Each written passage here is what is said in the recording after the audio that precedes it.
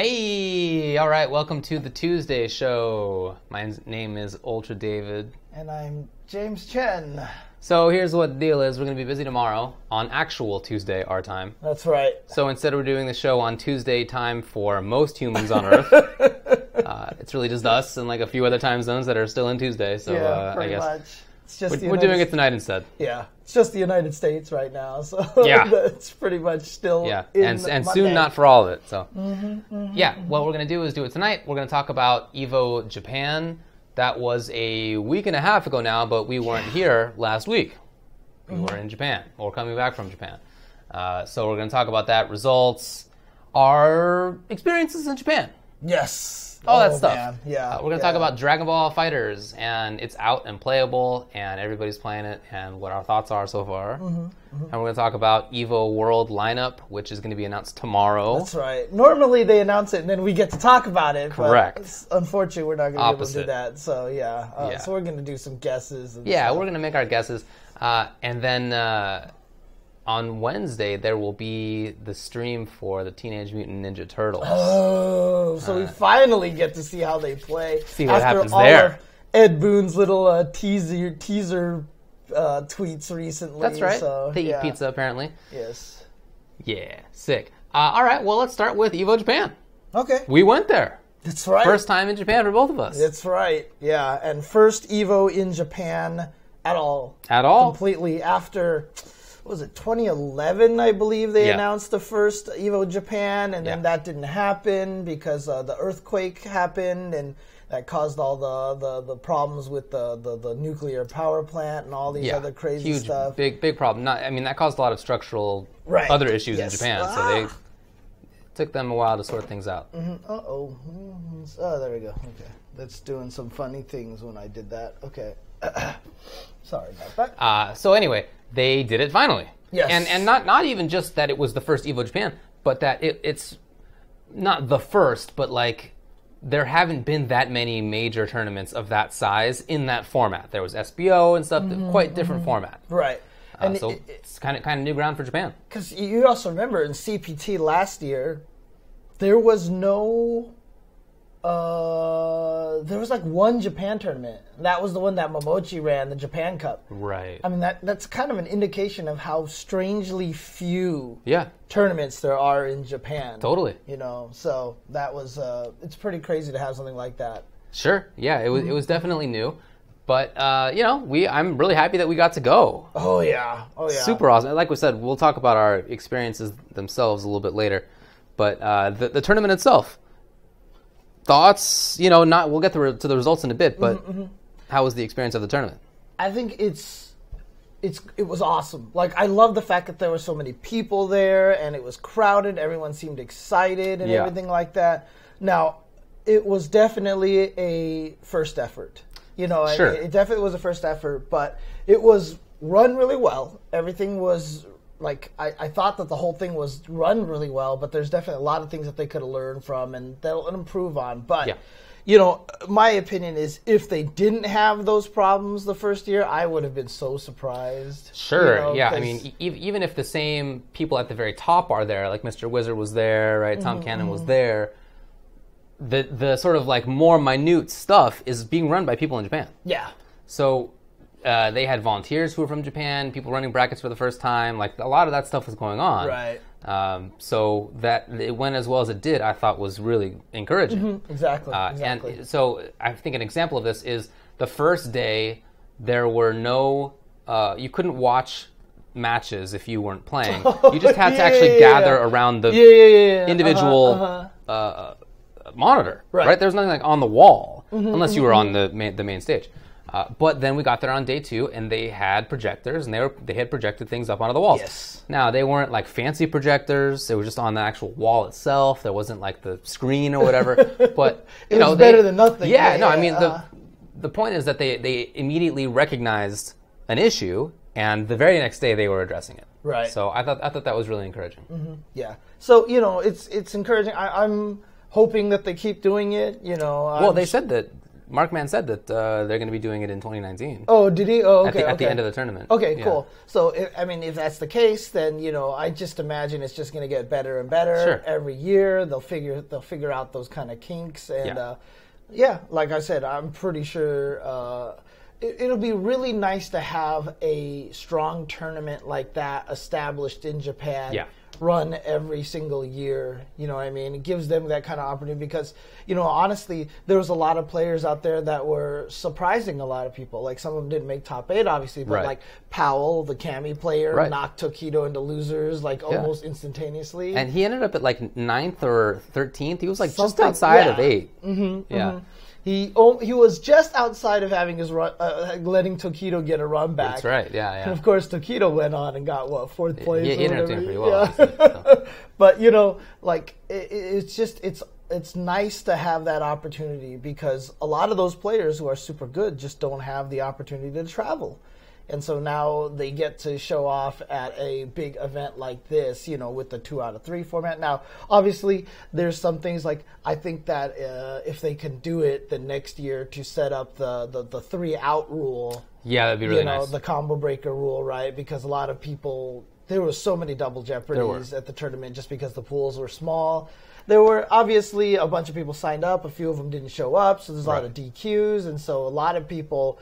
The losers finals was a match that had already been played, et cetera, et cetera. Little small things like that. But if all those things can be ironed out, then I think, we have a cool tradition to establish. And clearly it mattered to the people there. Like we talked with Junichi, right, who we know from in the U.S., but he's from Japan. Right. And it turns out that Evo Japan was being held 20 minutes from his family's house in Tokyo. He was like, he couldn't believe that that's actually happening so close to where he's from. And I talked with other people, too, who have not been able to go to any big tournaments so far. People from all over the place. Yeah, actually, it's interesting because a lot of people from Europe and from, like, Africa or, India, it was actually easier for them to get and cheaper for them to get to Japan than it was to get to the United States. So this was their first... like Evo, because it was actually significantly easier on the budget and time and everything like that to get to here, and they can't get to Evo World, in Vegas, as easily. So and we met people who are studying in Japan, but from elsewhere. In any case, it was awesome to see that many people were there. It was packed. I mean. I don't know that there are bigger venues than that in Tokyo. I don't know either way, but it would be nice if they could get a bigger spot. If not, then it's packed. There's just a ton of people wanted to go. I mean, some people were filming footage for the tournament, just camera work and stuff like that. Yeah, and they basically said that they could not film a lot of footage because they just couldn't walk around. Yeah, because there was just so. And I know, like, every time, like, we had a break and it was like, oh, I need to walk to the back to go, That's right, use the bathroom or whatever. It was just like, sure. I wanted to go to the vending machine to get a drink. And it was just like, it was work to get out of there. So, it's true. It's true. It was pretty packed. But it had really good response. So those were the first couple of days. There were vendors there, showing off new games. I thought that was pretty cool. Yeah, so Toffs right there in the chat says, he got a chance to meet me, and sure enough, I got to run into him. I was like filming around the venue, and I ran into him. He's like, "Hey, I'm someone in your stream all the time." That's so like, cool. Oh, cool. Yeah. Yeah. So No, I think cool. That's awesome. Yeah. Then the third day was at a different venue. Yes. Finals day was at a different venue. We showed up like 2 hours to go. We just showed up for Street Fighter. The very end of it, basically. Yeah. We were doing other stuff, but it was smaller than the main one. It was smaller by quite a bit. So a lot of the people that we talked with on the first couple of days did not have tickets to go see the finals day, which I think is unfortunate. But the result of that was that other venues were packed. Like we tried to get into Esports Square. Yeah. Right? And that was actually packed. Like legally, they couldn't allow due to fire hazard laws. They couldn't allow us in. Even though they tried Hilarious, to, we were like, don't. Like, we can't go in. So that's fine. But no, the point is just that there was that kind of response to it. Not just the people in the venue itself, but there were so many people who wanted to go that they had to go to spillover spots, which themselves were full. Right. So I thought that was really cool. Yeah. And even to nice the point finals where, venue. you know, I told the story on Twitter, but like random people like our sushi waiter knew that Evo was in town. That's right. You know, when he saw us watching Guilty Gear, he was like, "Oh, Guilty! Oh, this is Evo, Yep. right?" So he already immediately knew. So True. definitely a big presence out there. Yeah, man. And you know, a lot of people aware of it already. So Yeah, so good job to everybody involved. Looking forward to next time. Hope that I get to go again, and hope to see everybody again out there. yeah. Yeah, and I know the last episode of so someone's in the chat is asking. I'm just letting you guys know, the last episode of the Tuesday show I haven't uploaded because we did that. Then I flew to Japan. When we were in Japan. Yeah. So I'll take care of all that stuff soon. Yeah. I'll get that out soon. Well, anything else to talk about before we get to the results themselves? Nope. Let's go ahead and do the results. Results. Yes. Let's see what order we got. This is like reverse order. Don't we usually do like the order that the games occurred in for Evo? Nah, we usually just go It's whatever whatever. order the. Oh, but for Evo, yeah, we Don't do. we We usually usually do go that? backwards. I feel Yeah, like we do. yeah. Okay, cool. Then let's do it this way. Arms! Okay. Top 8. 7th places were Shato with Min Min, Misango, Dr. Coil. 7th, also Kojora with Kid Cobra. 5th were KHU, Ninjara, and Kuvelia with Twintel. 4th was Melieve with Mechanica. 3rd, Sukuran with Master Mummy. That's pretty cool. 2nd was Gore Magala with Helix, Max Brass. And then winner was Pega with Max Brass. Do we know where each of these players are from? I guess they don't have them There listed, was huh? one American who I think got 2nd. Okay. I think that was Magala. Okay. And then there was a Canadian who I think was Melieve. Let me know if that's wrong. And then I think everybody else was Japanese, Right. Okay. if I recall correctly. Did you get a chance to watch any of this? Actually, I did watch Okay. quite a bit of it. It just happened to be there. You know what? I ragged on the game a lot. Yes, I know. You know that. That's what I was curious. Yeah. You know, if you saw it and I if found it looked it- any better. I found it more interesting than I expected. Okay. I'm not going to tell you I was enraptured, but it was definitely more interesting. The movement was more interesting than I thought. They also play with all the different arms, all the Yes. different, like, whatever Yeah, they're called. yeah, I don't know yeah, the yeah. technical term. Whereas in the US, whenever I see it, it's just like the basic default ones. And I don't know what impact that has on the game strategy. I don't know it well enough. But as a viewer, it was like more interesting to see more options. Right. Yeah, it definitely It was looked, all right. It looked... I hadn't ever had a chance to see a lot of top-level arms. And so when I was watching it, I definitely got a better idea of how Yeah. it looked. People were dodging things really well, and it was like really interesting of how watching them try to, aim their arms and everything like that. So there was, I really enjoyed watching it. It looked a lot of fun, actually. It was seem one of fun, those things to be that, like, honest. it was like, oh, if I had time amongst the 700 games that I'm already playing, maybe Yeah. it would have been fun to learn this game, but there's just no time, dude. What I heard was that folks expected Americans to win, but that like the best player apparently got sick right beforehand. Oh, no. And couldn't actually travel to Japan, and then the other best player like flew in through Osaka or something, and then his flight from Osaka to Tokyo, there was some mix-up and he couldn't attend. Oh, so what? it was like he got there too late or something like that. So the two players that people thought would be in grand finals didn't actually go. Let me know if that's accurate, because I was told this, but I don't have first-hand info on that. Okay. Oh, yeah. That was Yeah, from I Zerk. mean, ARMS, I guess, can be kind of considered a new style of fighting game, but not really at the same time, because it's a virtual lawn kind of game, right? I put it in the same category as virtual lawn, Yeah. Gundam, Final Fantasy Dissidia now, Okay, yeah. and as well as ARMS, right? It's the... there was a term for it. I can't remember. It was like not platform. It was like arena fighter or something like that. There's a term for it. I can't remember what it is. Isn't Arena Fighter like what Dragon Ball used to be? Maybe. I'm not confident sure. in that either, man. Okay. I don't know. In any case, yeah, it was more interesting to watch than I thought, so I thought that was pretty cool. Okay. I may have been drinking sake while it was happening, so, Which increased your enjoyment May have factor. done so. Okay. The King of Fighters 14. 7th place is Fudo Myo with Kyo Yori Kim and Coco with Benimaru Kyo Yori. 5th was E.T. with Billy Benimaru Leona, Billy Leona Daimon, and Leona Billy Zarina. Of course, E.T. being Evo champion, Evo 2017 Evo World champion. Don't love it. Don't love that name, but I guess that's what we're going with. Uh-huh. 5th also Ball KTB with Yuri Leona Mai. Then 4th was Kamba Doyu Xiaohai with Kula Benimaru Yori. 3rd was Sanwa M Dash with Robert Benimaru Yori, Robert Kula Yori. 2nd was Lao with Benimaru Billy Mature. And then winner was Huomao ZJZ with Kula Leona Yuri and Mature Leona Yuri.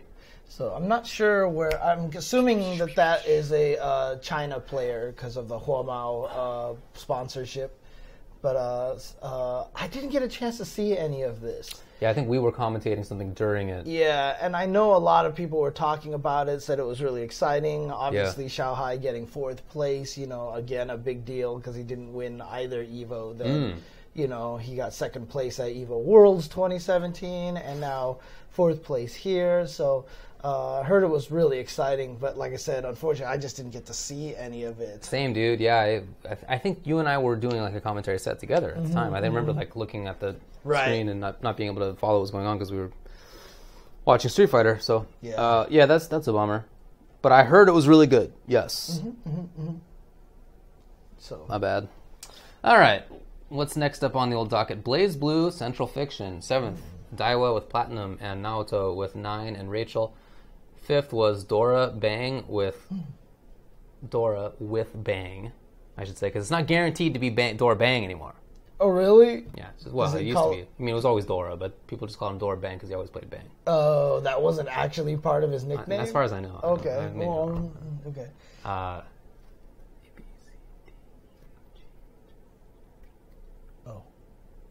New 12. I'll never remember. It's been like 10 years. I'll never remember, dude.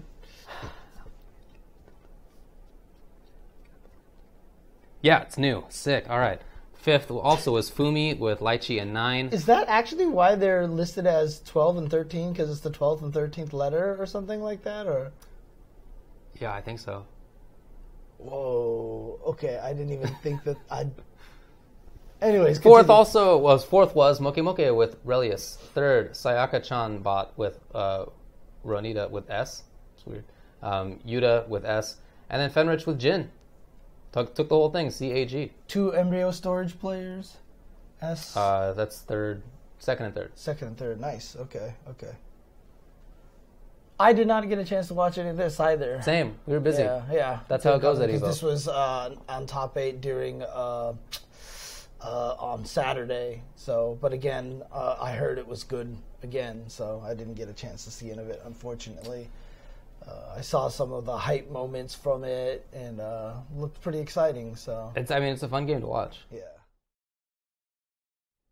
Super Smash Bros. For Wii U. So now we're on Sunday. This is the first game on Sunday. Oh, well, yeah, you're right. You're right. Yeah. You're right. So that is 7th place.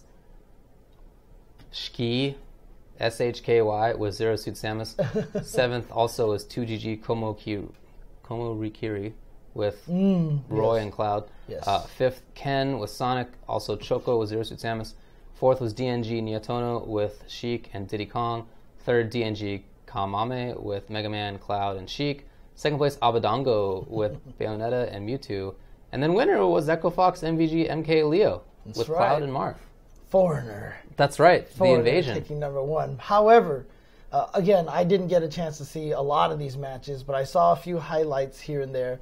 Did you see Abadango's perfect? Yeah, I did see his perfect. Yes. Literal perfect. Yeah, in Smash. Oh my god. 2 stocks, not taking Horrible. any damage at all against a Mega Man who can just like throw just shots and just hit you. I saw him slide under those and yeah, he basically 2-stocked the opponent without getting hit at all. And yeah, that was pretty wild. That's what happens when Abadango, because I remember I used to always root for Abadango when Smash 4 first came out because he was a Pac-Man player. Right. Then he switched away from that, and now he finally just said, pick a top tier. Top tier. And then now he's second at Evo, so all right, fine. And getting a perfect on people. Yeah. Oh, man, yeah. But shout outs to MK Leo coming all the way, or MK Leo, I should say, coming all the way out here, Echo Fox, and taking first place at Evo Japan. Yeah, pretty exciting for him. And dude, I just saw a picture from him on Twitter. Like, I guess he's still out in Japan right now. Oh, really? So okay. I saw a picture of him standing like he was holding this giant cotton candy next to like the Sega arcade in Akihabara and stuff. So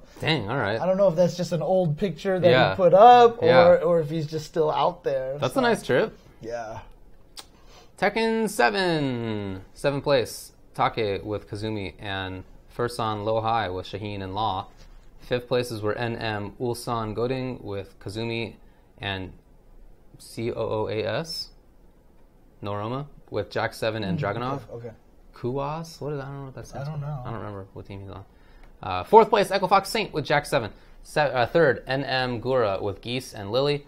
2nd, Rox Chanel with Elisa, Eliza, Akuma, and Lucky Chloe. And then winner was Rox Nee with Paul, Brian, and Steve. Yeah. And sure enough, JDCR was at this event.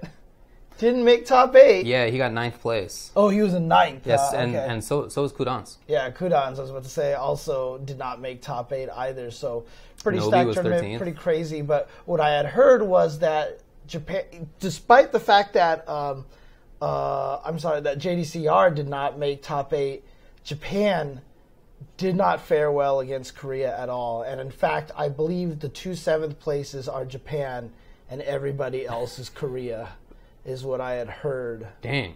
So, yeah, Korea apparently dominated Tekken 7 here at Evo. Now, if somebody in the chat said, knows more details, but that's what I had heard. So, okay. Yeah, so apparently,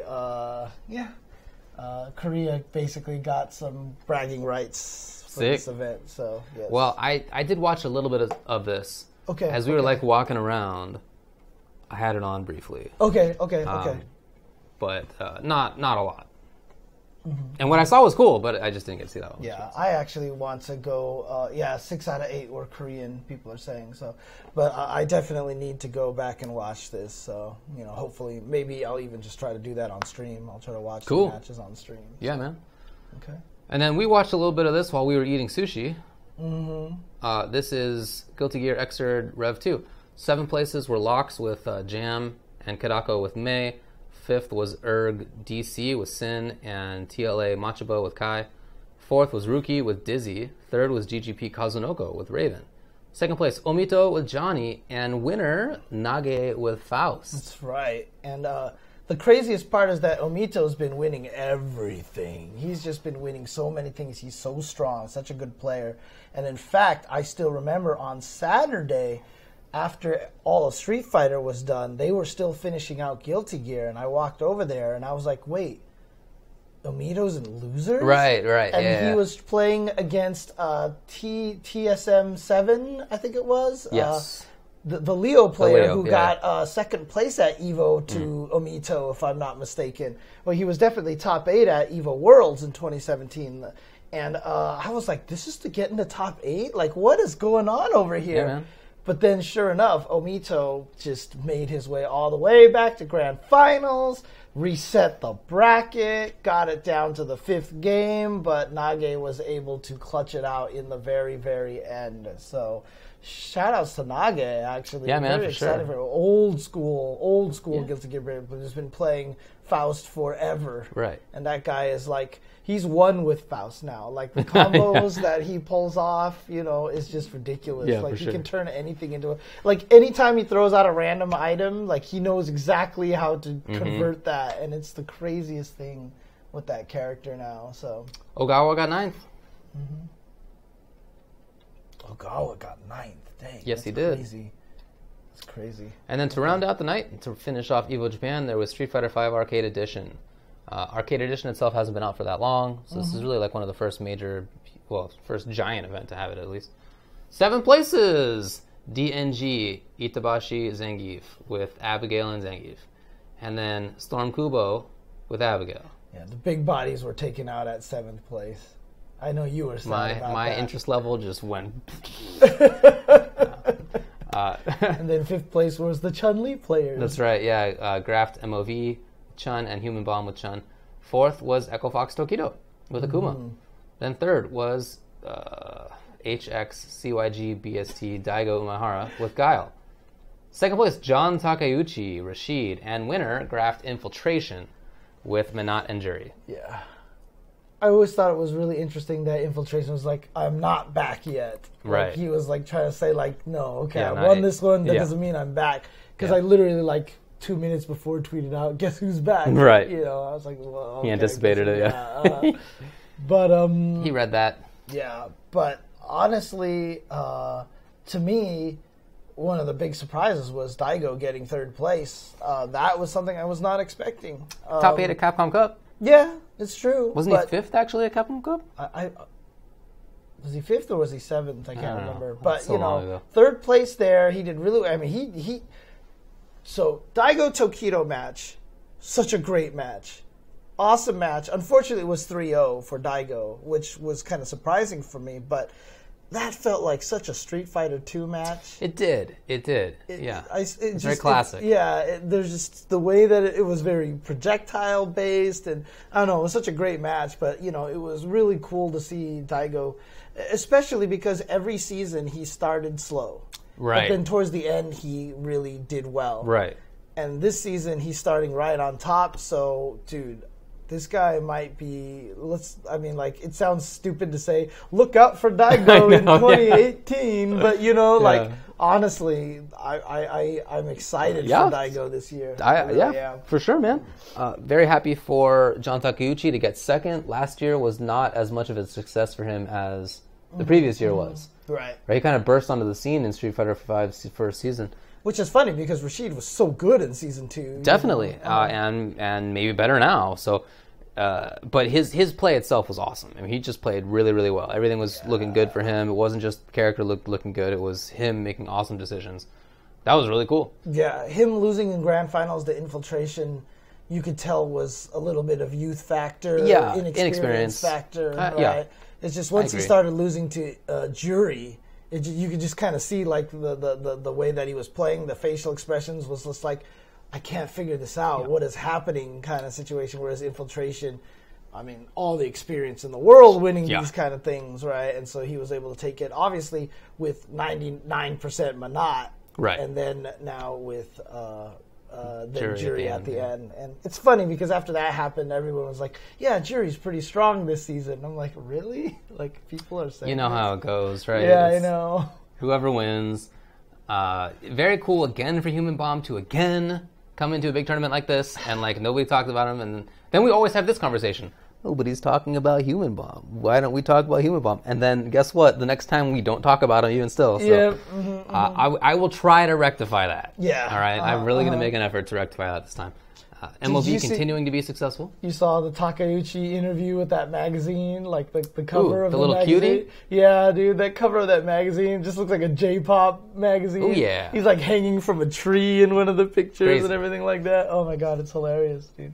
So funny. MLB again being consistent, again looking super good. Yeah. And then, Itazan's the same way, right? Winner's side of top 8 for both Evo World and Capcom Cup, and then Evo Japan top 8 also. I was really surprised he went only Zangief versus Daigo's Guile. I also was surprised, but I don't think either of his characters beats Guile. And he beat Daigo in that long set they had. Yeah, that's so right. I really think that was more familiarity, and he hasn't been playing Abigail for as long.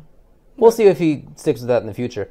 Okay. But yeah, 2 Abigails in top 8, because mostly what he got into top 8 with was Abigail. Little bit of Geef, but mostly the big boy. Right. And what's really interesting to me, a lot of people are saying like, oh my god, Abigail's a problem. He's going to be an issue. He's like the character everyone's worried about. They actually announced a patch coming out, and they're nerfing him a little bit. They are. But they're nerfing a couple of things in there. It's not going to change much. V-Trigger 2 gets nerfed. Yeah, but V-Trigger 1 is the scary one anyway, right? And the one-hit Abigail punch into V-Trigger was scary for V-Trigger 2 in particular because it set up the unblockable. So they just kind of nerfed V-Trigger 2 a little bit. Yeah. He's still going to be super scary. Fine. He's still the same going to be character. super scary. Yeah. Because, if you use V-Trigger 1, nothing's changed. Same dude. Yeah, the patch isn't changing him at all, so... People were talking about Birdie after Capcom Cup, and guess what? 2 birdies just outside of it. Top 8. Okay. XYZZY, 9th place, and Mena, 9th place. That's right. Machabo and Nikali doing work in SF5. 13th. Yeah, he got almost the same place in Street Fighter that he did in Guilty Gear. He got 7th in Guilty Gear. Yeah. But, shout outs to Mena RD, man, traveling to Japan, getting all the way there to 9th place. And also, just after he lost, dude, you could see he was crushed. That's right. He was so crushed. So, who did he lose to? Was it Storm Kubo? I think. Let me check. Okay. I can't remember now, but yeah. Machabo got 5th in Guilty Gear. Sorry, my bad. It was Storm Kubo. Yeah. It was Storm Kubo that he lost to. Yeah, he was not happy about that. So. No, it was a 2-0. Okay. Probably need a counter match. Damn. I don't know. I'm not sure. But yeah, that was SF5, and that was Evo Japan. Like I said, I think it went really, really well, especially for the first time. Yeah. I'm looking forward to more Evo Japans. I'm looking forward to...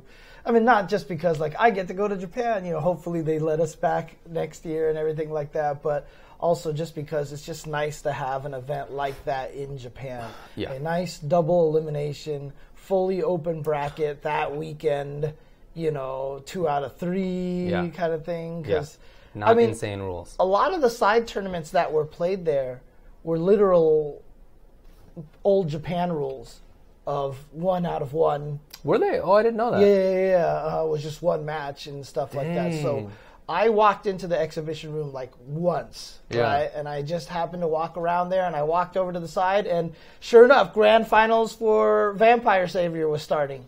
I was like, sick. I just happened to run into grand finals of Vampire Savior. It was a QB versus a Lilith. Oh, sick. Right? I was like, okay, cool. The Lilith won the first game, and he got up and cheered, and everyone, that was it. And I was like, whoa.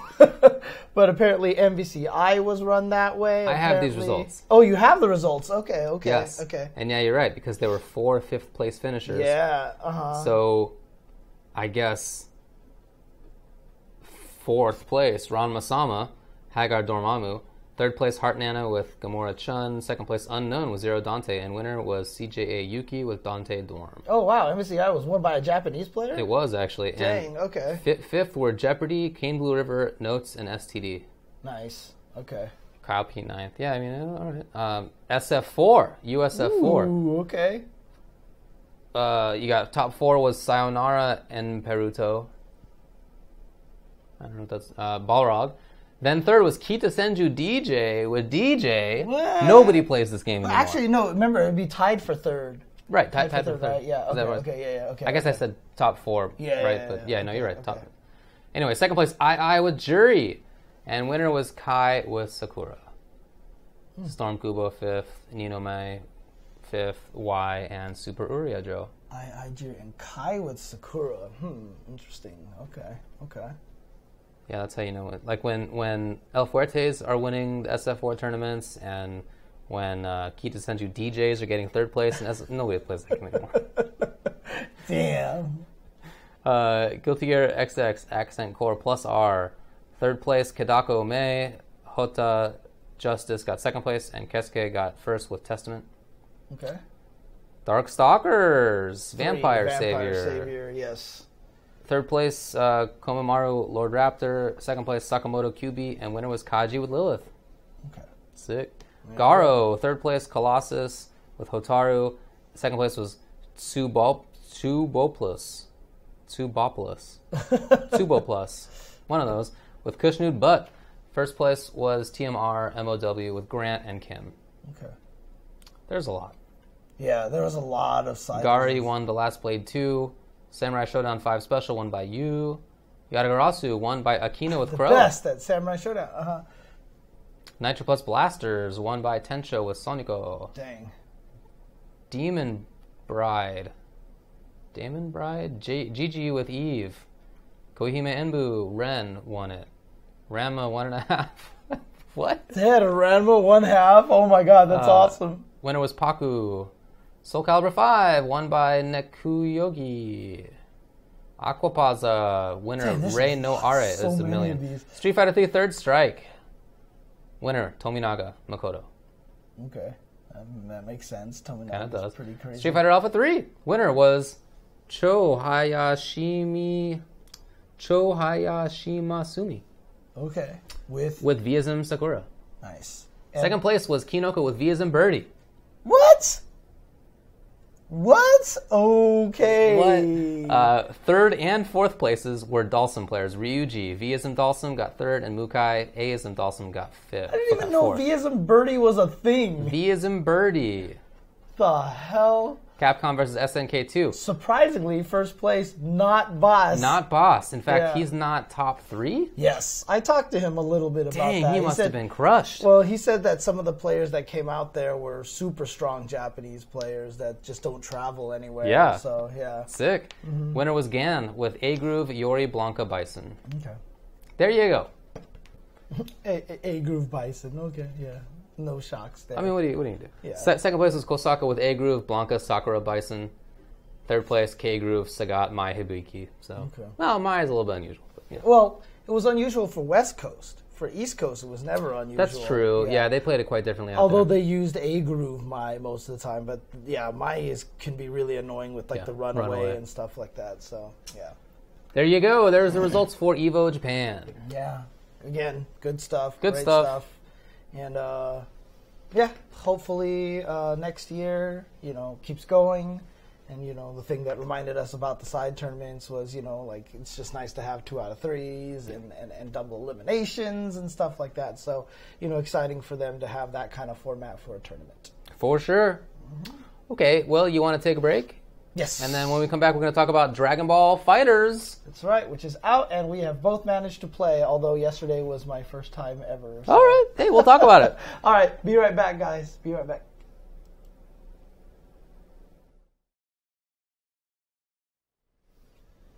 Yeah, we'll talk about Frosties in the little news section. Yeah, Curly W brought that up. Yeah, we'll bring that Not up. bad. We'll bring that up. That was That was a big event. yeah, a couple of weekends ago. So God, it's right. We didn't do a show before Evo Japan either. so we didn't get a chance to talk about that. But Boy, our bad. I actually got to make it to Frosty, Right. so we can talk about that. So Okay, cool. But first, Dragon Ball FighterZ. It's not FighterZ. Dragon Ball FighterZ. and that is in Clarified fact officially true. by Bandai Namco. Yes, and I'll just remember Dragon Ball Fuzz. That's all I ever think of when I ever type the Fuzz. initial. So that way I'll always remember it's DBFZ instead of DBZF or whatever like that. So I always think of the word fuzz, so I know it's DBFZ. Yeah, that makes sense. Yeah. Well, it's a video game and it's out and you can buy it and you can play it now. That's not, we're no longer just talking about the beta. I did play the beta, but briefly, and matchmaking online was horrible, so I didn't get to play it that much. Oh yeah, that's right. Still like that. Now we'll talk about that in a bit. But the game itself, I have played, I guess more than you because you just got home. I got home a week ago now, so I have been able to play it for most of the week. I love it. I think it's great. Oh, cool. Okay. Yeah, I really enjoy the game. I enjoy it in a lot of ways. I'm coming to it as you are from not a lot of knowledge of Dragon Ball itself. Yes. So I'm sure there are lots of things in there that I am missing, jokes and references and that like The dialogue. and certain special kills and whatever. So all those things are fantastic, not to discredit any of them. I just don't, it's not something that I have much familiarity with. So I'm only approaching it as a video game. And I think it's a fantastic video game. Okay, cool. I really do. It's gorgeous, obviously.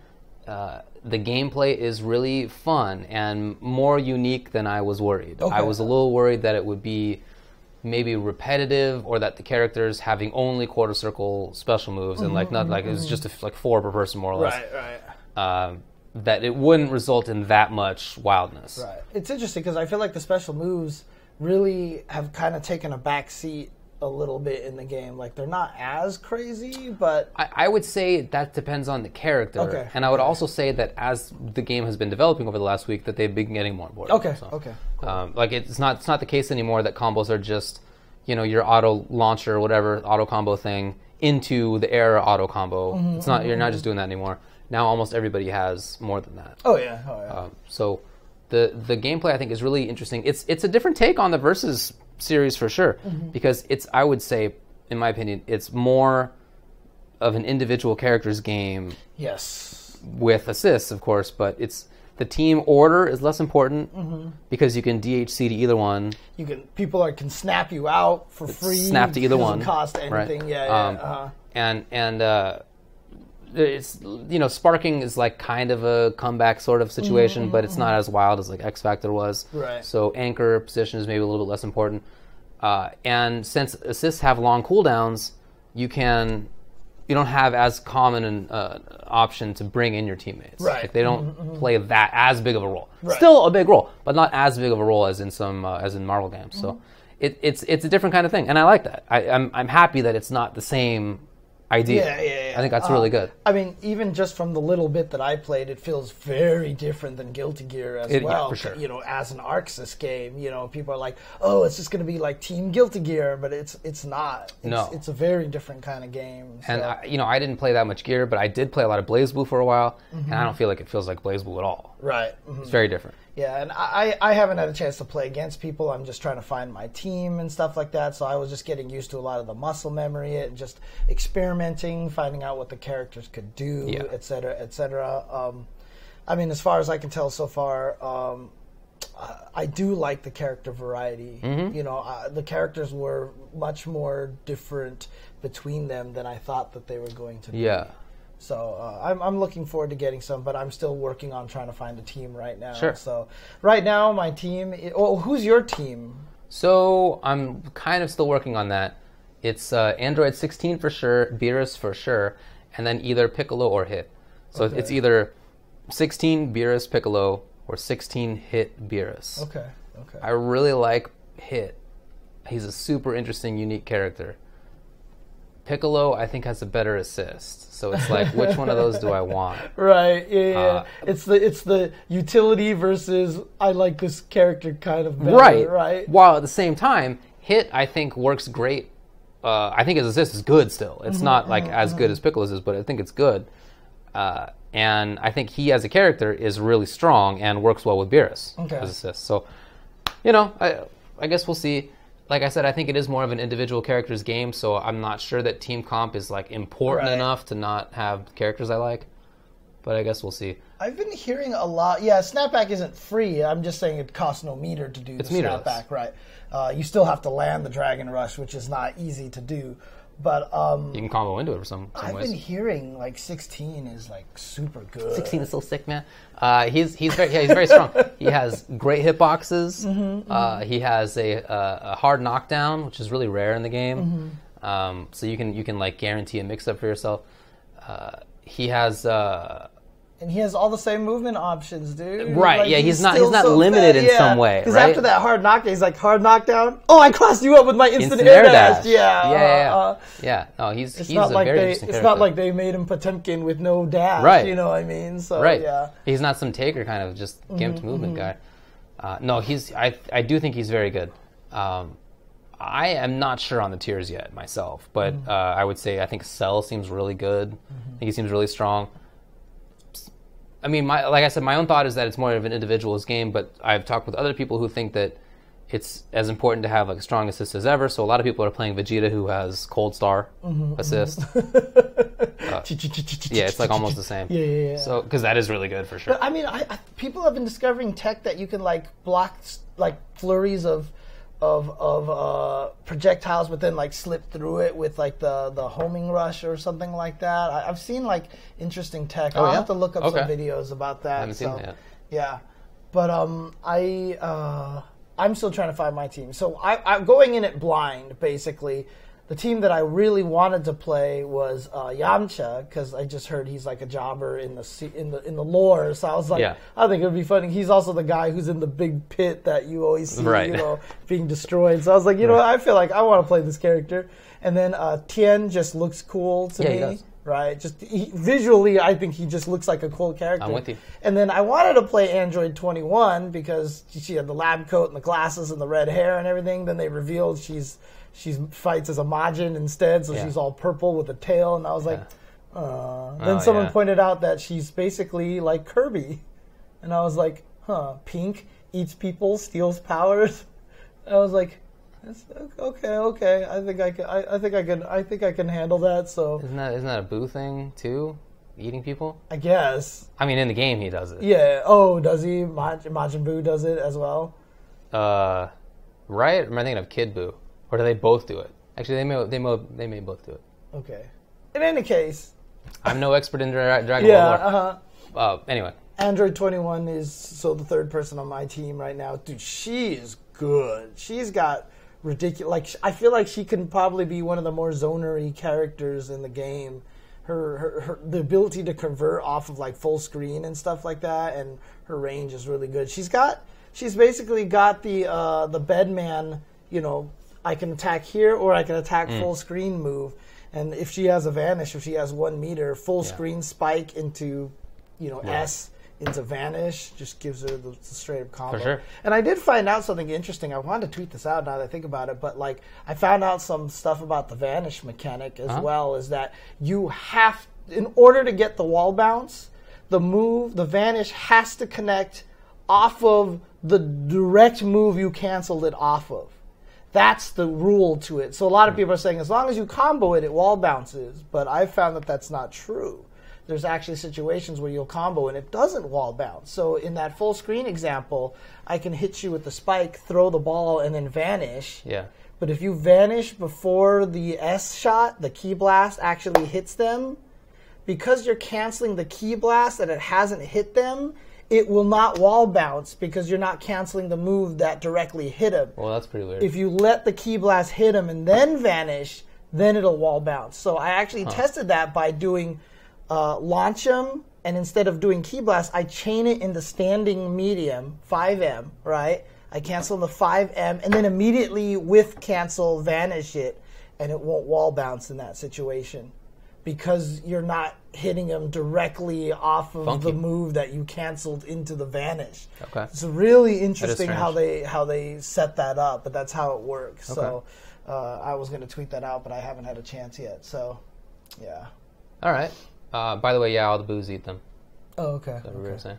Okay. I always try to anyway play a grappler and a zoner. Mm-hmm. So that's why I have Beerus on the team as a zonering character. I think in the actual game he's not going to play like that so much.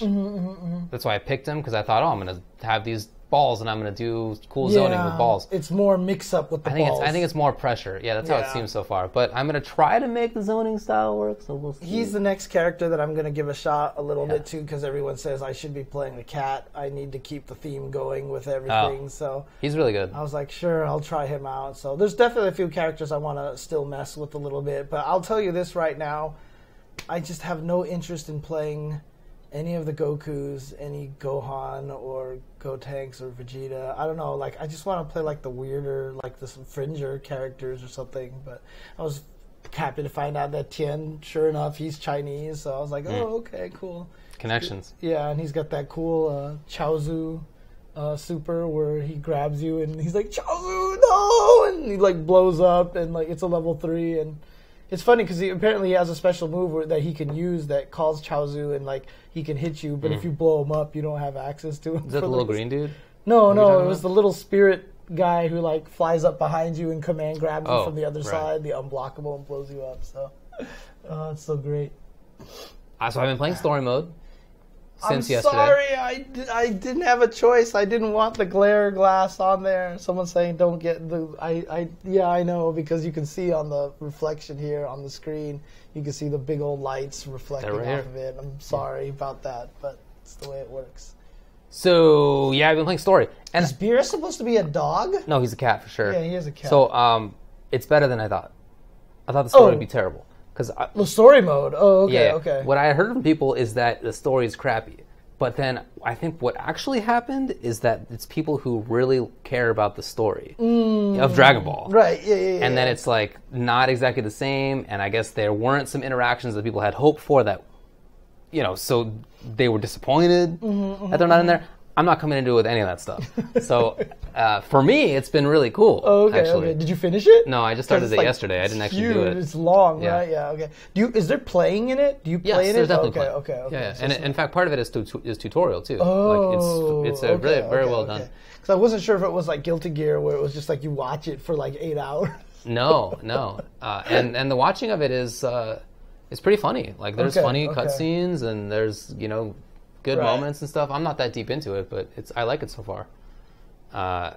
So I do recommend that. It's a good game, just in general. Like everything about it, almost everything about it is awesome. Okay. Here's what's not great about it: is the fact that you have to join a lobby for everything. Yeah, and the lobbies are bad. They force you to go into a lobby right away. Instantly, like there's no game menu. No, you're in there. Right. So if it's full, then you gotta join a different lobby, which takes up time for no reason at all. Yeah. And then once you're actually trying to find a match, the online matchmaking is not very good. In my experience, actually playing online, the actual net code is okay. Right. You can go to an offline lobby. Yeah. Can you for real? Yeah. There's a button at the bottom that gives you the option for offline lobby, but you have to look down there. Well, is that on PC also? I'm sure it is. Wow. Yeah. Thanks, somebody. I didn't even know that. That's stupid. But got it. In any case, trying to play against people online is crappy. Right. Yeah. I've heard a lot of bad things about the net play and things like that. But, it's just funny. Sorry I have to make this comment, but it's just man, you can totally tell the way that people are approaching these games right now. Because if there was any of these problems in any other fighting game, they would just be ripping this a new one, Well, I've seen a lot of people ripping on it. Have you not seen that? I saw a video where someone did a homing attack and it traded with something and the guy was frozen in the sky. Oh, I didn't see that. He got bugged and just got frozen, and the other guy's like, what the heck? And then you read all the comments, they're like, oh, this is really funny, or blah, blah, blah, or, oh, it's just an early game. They'll patch these things out. Yeah. And I was just like, really? Yeah, okay, well, that's really? silly. But the game does come into this with a tremendous amount of goodwill. And it's earned goodwill. Yes. Very much earned, considering how much work they put into it. So I'm inclined to give them the benefit of the doubt. Oh, yeah. For sure. It's not the case that I think that they half-assed any of it. So I think the issue with the lobbies is more this is way more online play than they expected. Oh, yeah. Way more than their other games with lobbies have had. Dude, Guilty Gear, when you go online, they have the exact same lobby system. You go to the different rooms, it's out of 64 or whatever like that. And you go here, it's 1 out of 64. Right. And then everything else is 0. Right. Okay. And then right now, Dragon Ball, everything is 64, out. 64 out of 64. Yeah. It's the most ridiculous thing. 40,000 plus concurrent players. Crazy. Yeah. No, dude, trust me. That's my whole point, dude, is that every game has bugs. Every game has freezing and stuff like that. But when it happens on non-Dragon Ball, everyone's like, this is proof that this game wasn't tested and it's garbage, Yeah. I have been arguing this forever. Fighting games are the most impossible to test every scenario and to suss out every bug. It's pretty tough. You're going to run into bugs in every fighting games, which is why every time I see them, I'm like, shrug, whatever, I don't care. Because you can't get past them. And everyone's always like, well, if you test it, no, trust me. You cannot test 100% of the scenarios in a fighting game, because that's what makes fighting games great, is that you just have all these characters, all these possibilities, whereas if you read how a lot of other one-player games are developed, they can force you not to be able to do things because you just don't have the access to it, but you can't do that in a fighting game. You know what I mean? You can't be like, oh, well, you would just never let this happen because, blah, blah, blah. Yeah, I hear you. There's just too many situations like that. I hear you. So, Again, though, I do think that Dragon Ball has earned more goodwill than, for example, Marvel did. And that both of those were earned.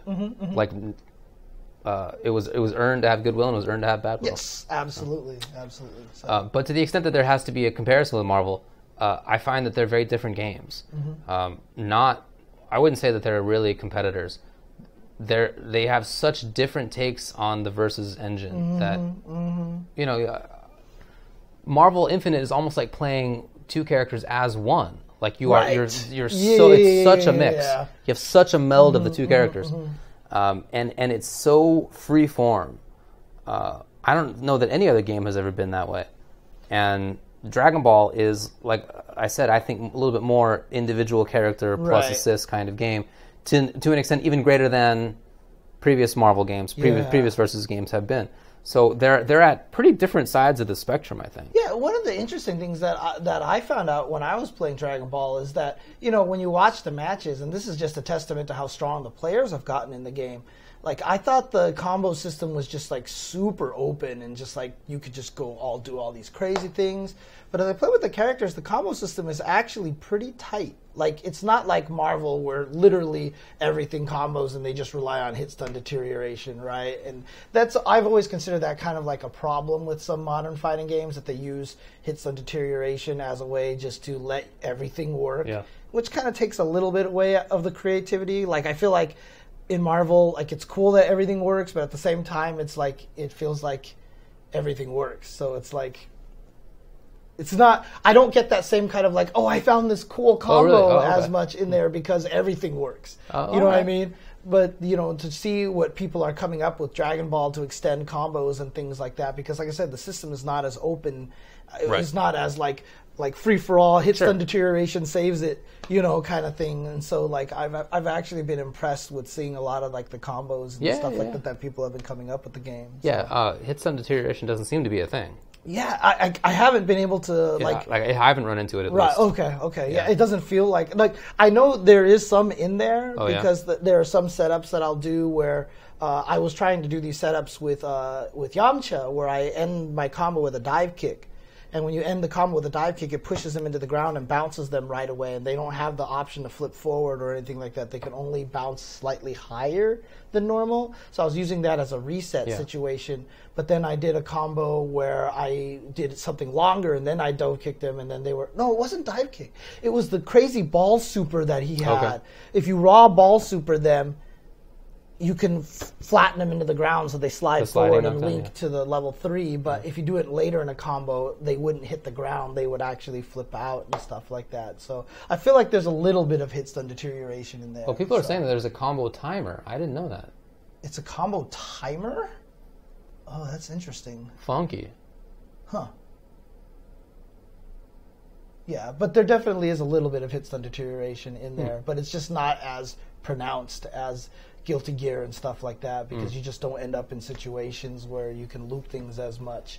So like I said, I was actually kind of happy about that, to find out that the combos are a little bit more limited than I thought it was, because I thought it really was just going to be like everything into homing, into vanish, into I just thought like everything was going to be there are definitely rules. Super straightforward. So 10-second combo timer. Oh, interesting. Okay.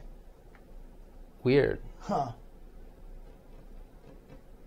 Okay. Well, yeah, but I haven't had a chance to play people yet, so the hardest thing for me right now is I can't figure out what the flow and the approach is. Even watching matches, like, I still haven't got the grasp of it yet. Even something like MVCI, when it first came out, I was like, okay, I kind of get this. It's attack, attack, tag, attack, attack, attack, attack.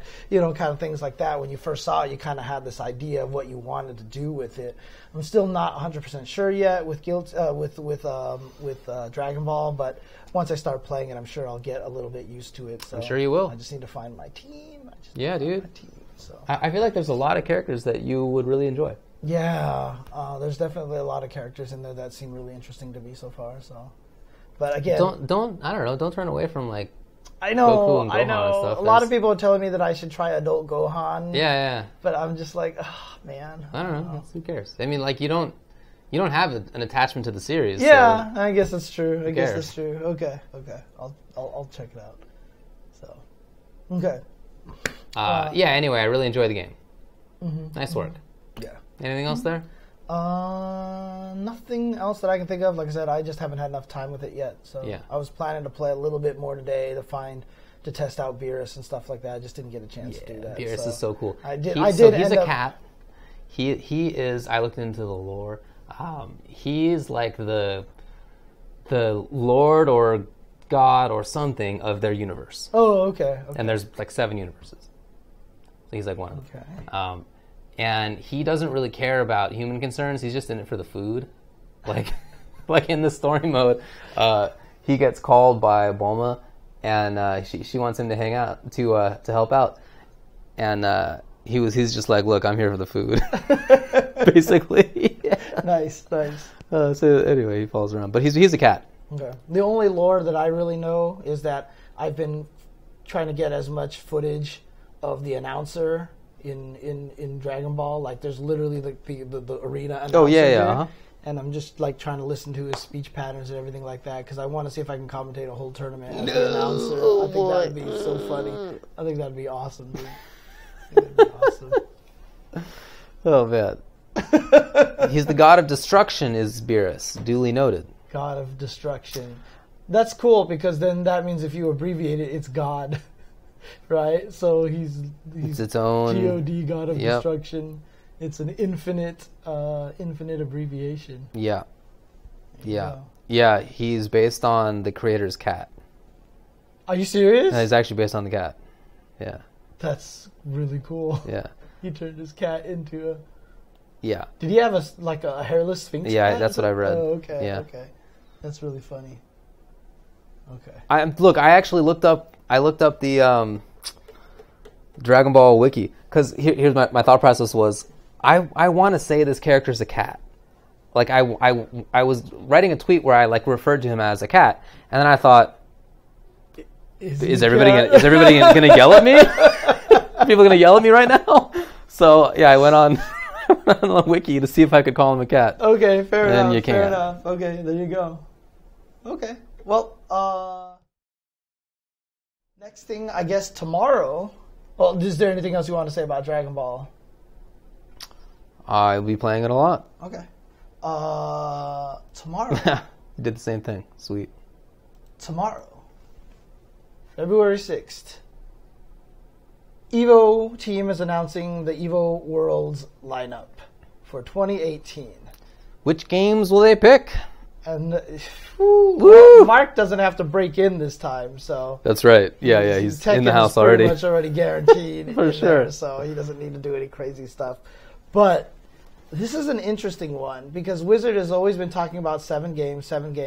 Right. Now every year there always is more than 7 games. So right. There's been 8 or 8 plus, even 9. 8 plus donation drive. Right. I mean, I really doubt that they're going to do a donation drive again because I think last year the donation drive really soured a lot of people. So I hope that that's not something that they bring back this year. We'll see what happens.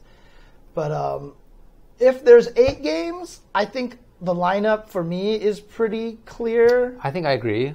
But if it's 7 games, that's where things get funky because then it's really hard for me to drop one of those games. So, okay. Street Fighter is definitely there. Right. Street Fighter 5 is definitely going to be It's there. a lock. Mm-hmm. Right? Tekken is a lock. Tekken 7 is going to be there. Dragon Ball is a lock. Dragon Ball's a lock. I already told people on stream yesterday, if Dragon Ball does not make Evo World lineup, there's no way. Someone can buy me a Dragon Ball plush and I will eat it on stream. Horrible. Like, I will just eat the whole thing on stream. Those 3, I think, are those are locks. Those are the 100% only sure. guaranteed. You don't think Smash 4 is a super lock? No. Because if they decide, for whatever reason, to do one Smash, which one would you pick? And I think it's 50-50 on those 2. I pick Smash 4. You would pick Smash 4? Yeah, I mean, it gets more entrants, and it would please Nintendo.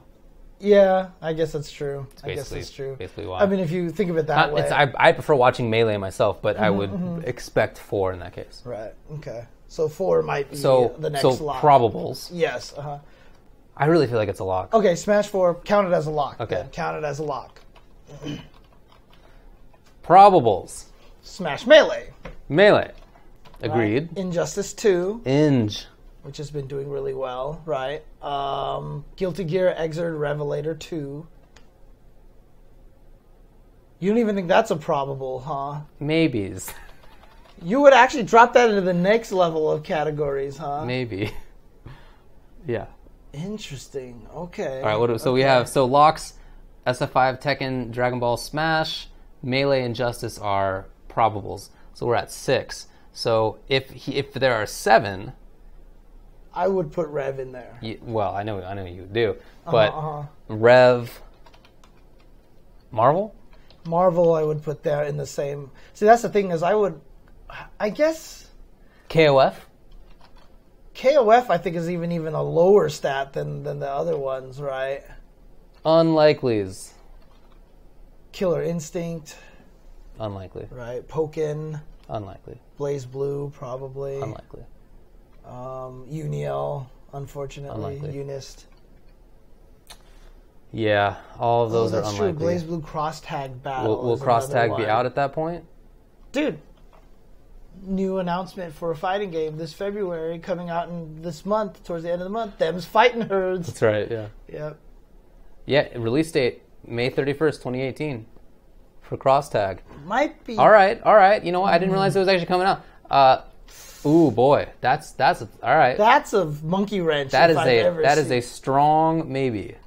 That goes into the probable category. Yeah, I feel like I'm in strong maybe territory here. I feel like it's improbable only because it's new and it has that ability to throw that monkey wrench in there. So, although it might be interesting for that to be the weird 9th game at Evo that they're expecting not to get a lot of entrants, but they're just doing it as a test to see how. You know how there's always that one game they do that? I feel like every year.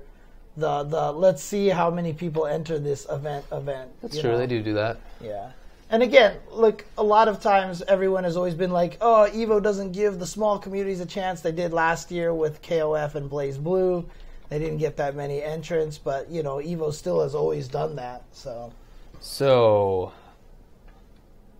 yeah, I don't think that Soul Calibur is announced. I think they've only said 2018. That's true. Dissidia.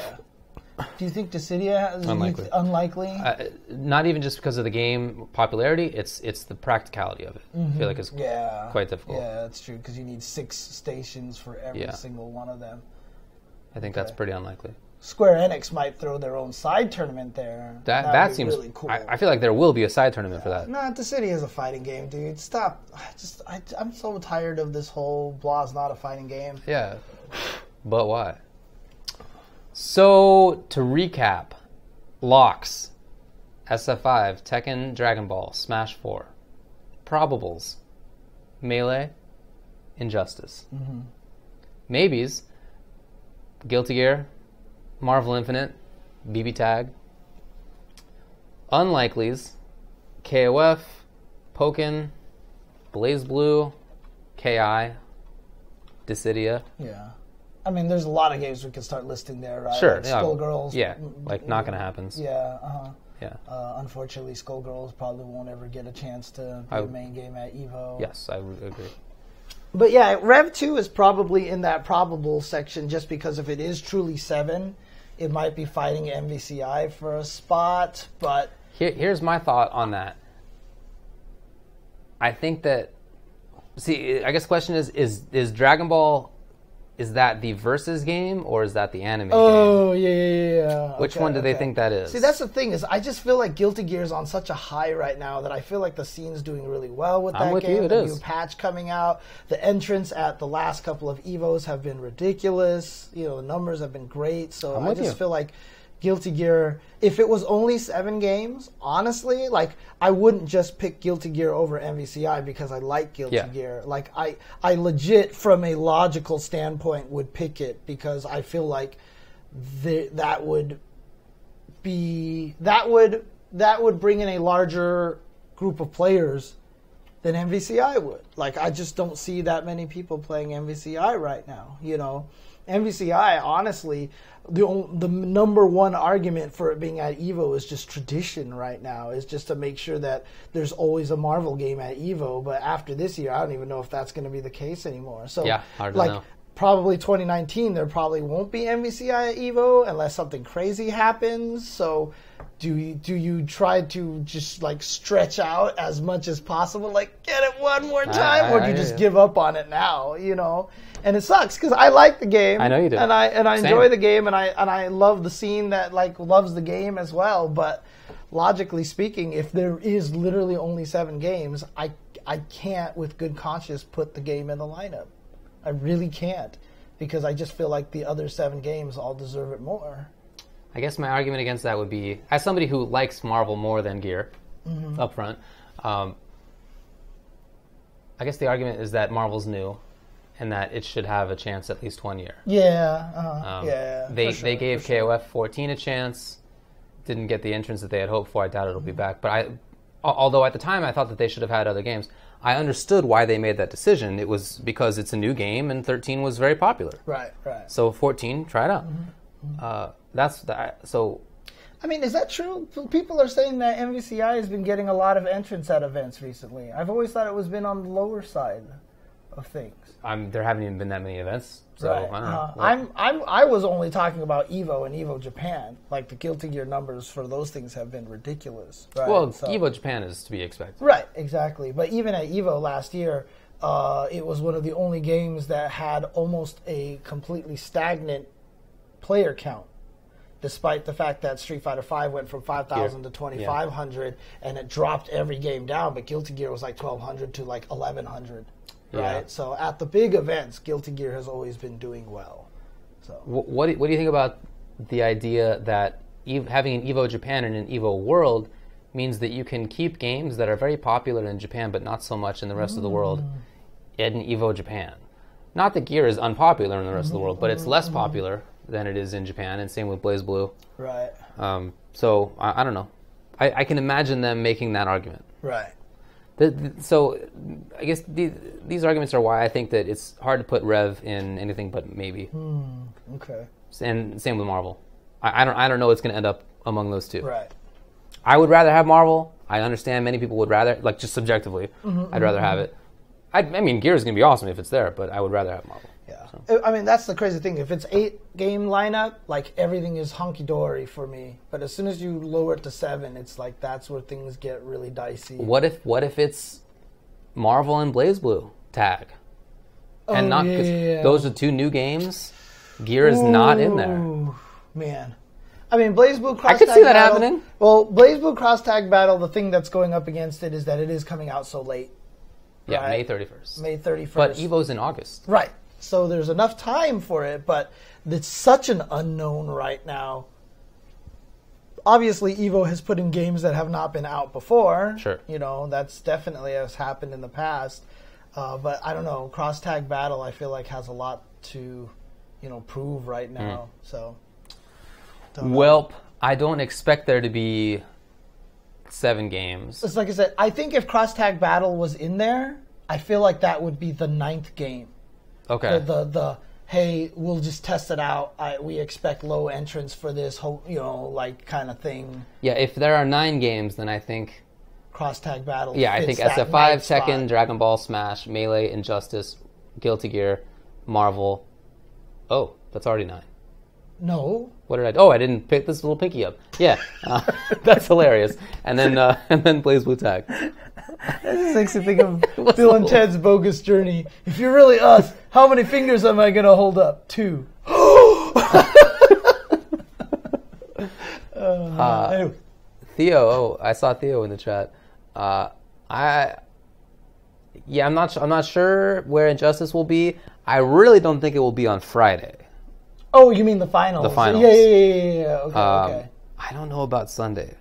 I just don't know about Sunday. I don't think Injustice is going to grab a Sunday slot. Like, definitely Sunday will have, assuming, was it 5 typically? Yeah, it's always 5. Street Fighter, Tekken, Dragon Ball. Smash. One of the Smash games, for sure. Right, And then...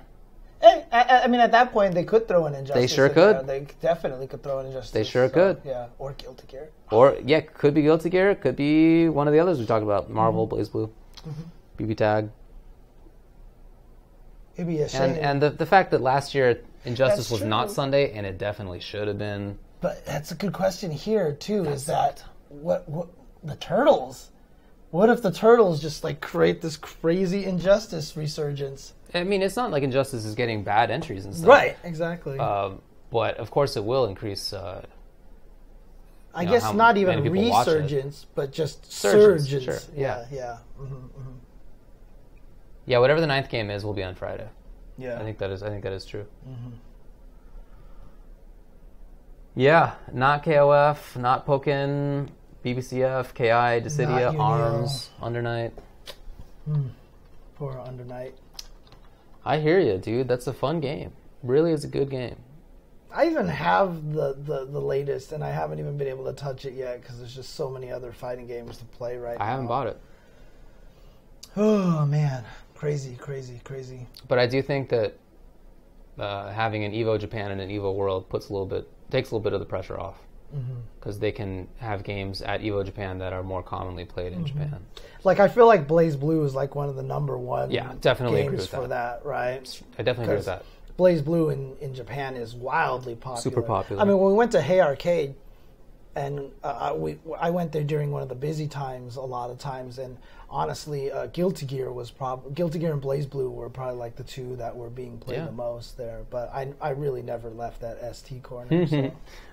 Whereas Injustice, NRS games in general, almost no player base in East Asia. A little god asks us, is this the golden age of fighting games? Yeah, I guess. I don't know. It's hard to say, because like for me, the golden age of fighting games will always kind of be Street Fighter 2.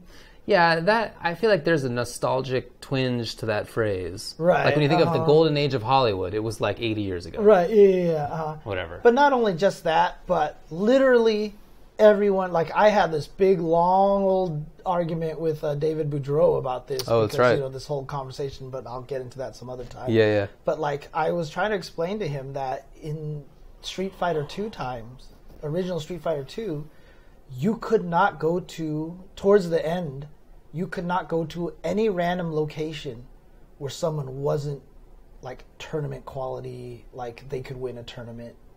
Like everywhere you went. Random ass video store had a cabinet sitting there. Everybody there was super good. Like you could not play Street Fighter 2 unless you were good. You know what I mean? And everybody was good. It was really kind of crazy because there's no other fighting games. There was nothing to dilute the talent. Like, oh, I can't win in this game. I'll go play in this other game that I'm winning here. Well, that game is obviously better than Street Fighter 2 because everyone was playing it. And it was just like, I also tell the story that at UCLA Arcade, you know, I talked to the manager who was running that during that Street Fighter 2 time period. They had all the head-to-head machines. They had like 7 Street Fighter 2 head-to-head machines, and it was the only time in the history of the UCLA Arcade where they had to gather quarters out of the machines twice a week. They actually had to do quarter collections twice a week because those machines would get flooded and they would stop taking credits. You know, it's pretty crazy. It's pretty crazy. So, man. Remember when you had to rent movies? I definitely do because my parents owned video stores. Yeah, that's right. Hey man, the internet's still trying to get you to rent movies. You can rent a movie on YouTube right now if you want. Yeah, I know, right? They're still trying to make that work. And they can take it away from you at any time. That's the craziest part too. This is why that whole digital thing is so bothersome to me. So. Not for me. Yeah. Well, again, I don't expect there to be 7. I don't expect there to be 8. I expect 9 because I feel like it's one of those years where there's just a lot of stuff. And like but I said, it could be that Dragon Ball ends up getting 8,000 entrants.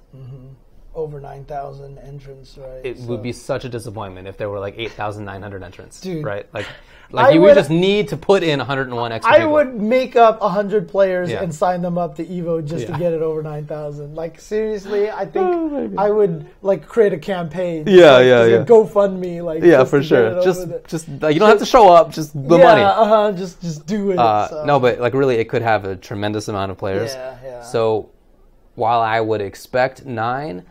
It's not crazy to me to think that there could be only 7 because if there are going to be like 1 billion players there for one of the games, then you don't want to take on the risk of having so many more games that it's hard to run everything.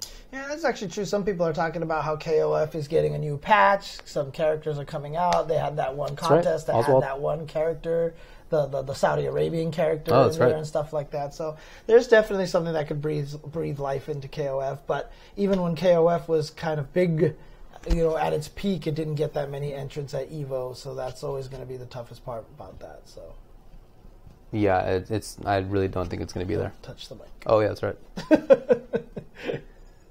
1 billion players. Yeah. Do we know? Like, how is the Dragon Ball fighting game fan base, the Xenoverse fan base, and all those guys been reacting to this whole entire thing? No idea.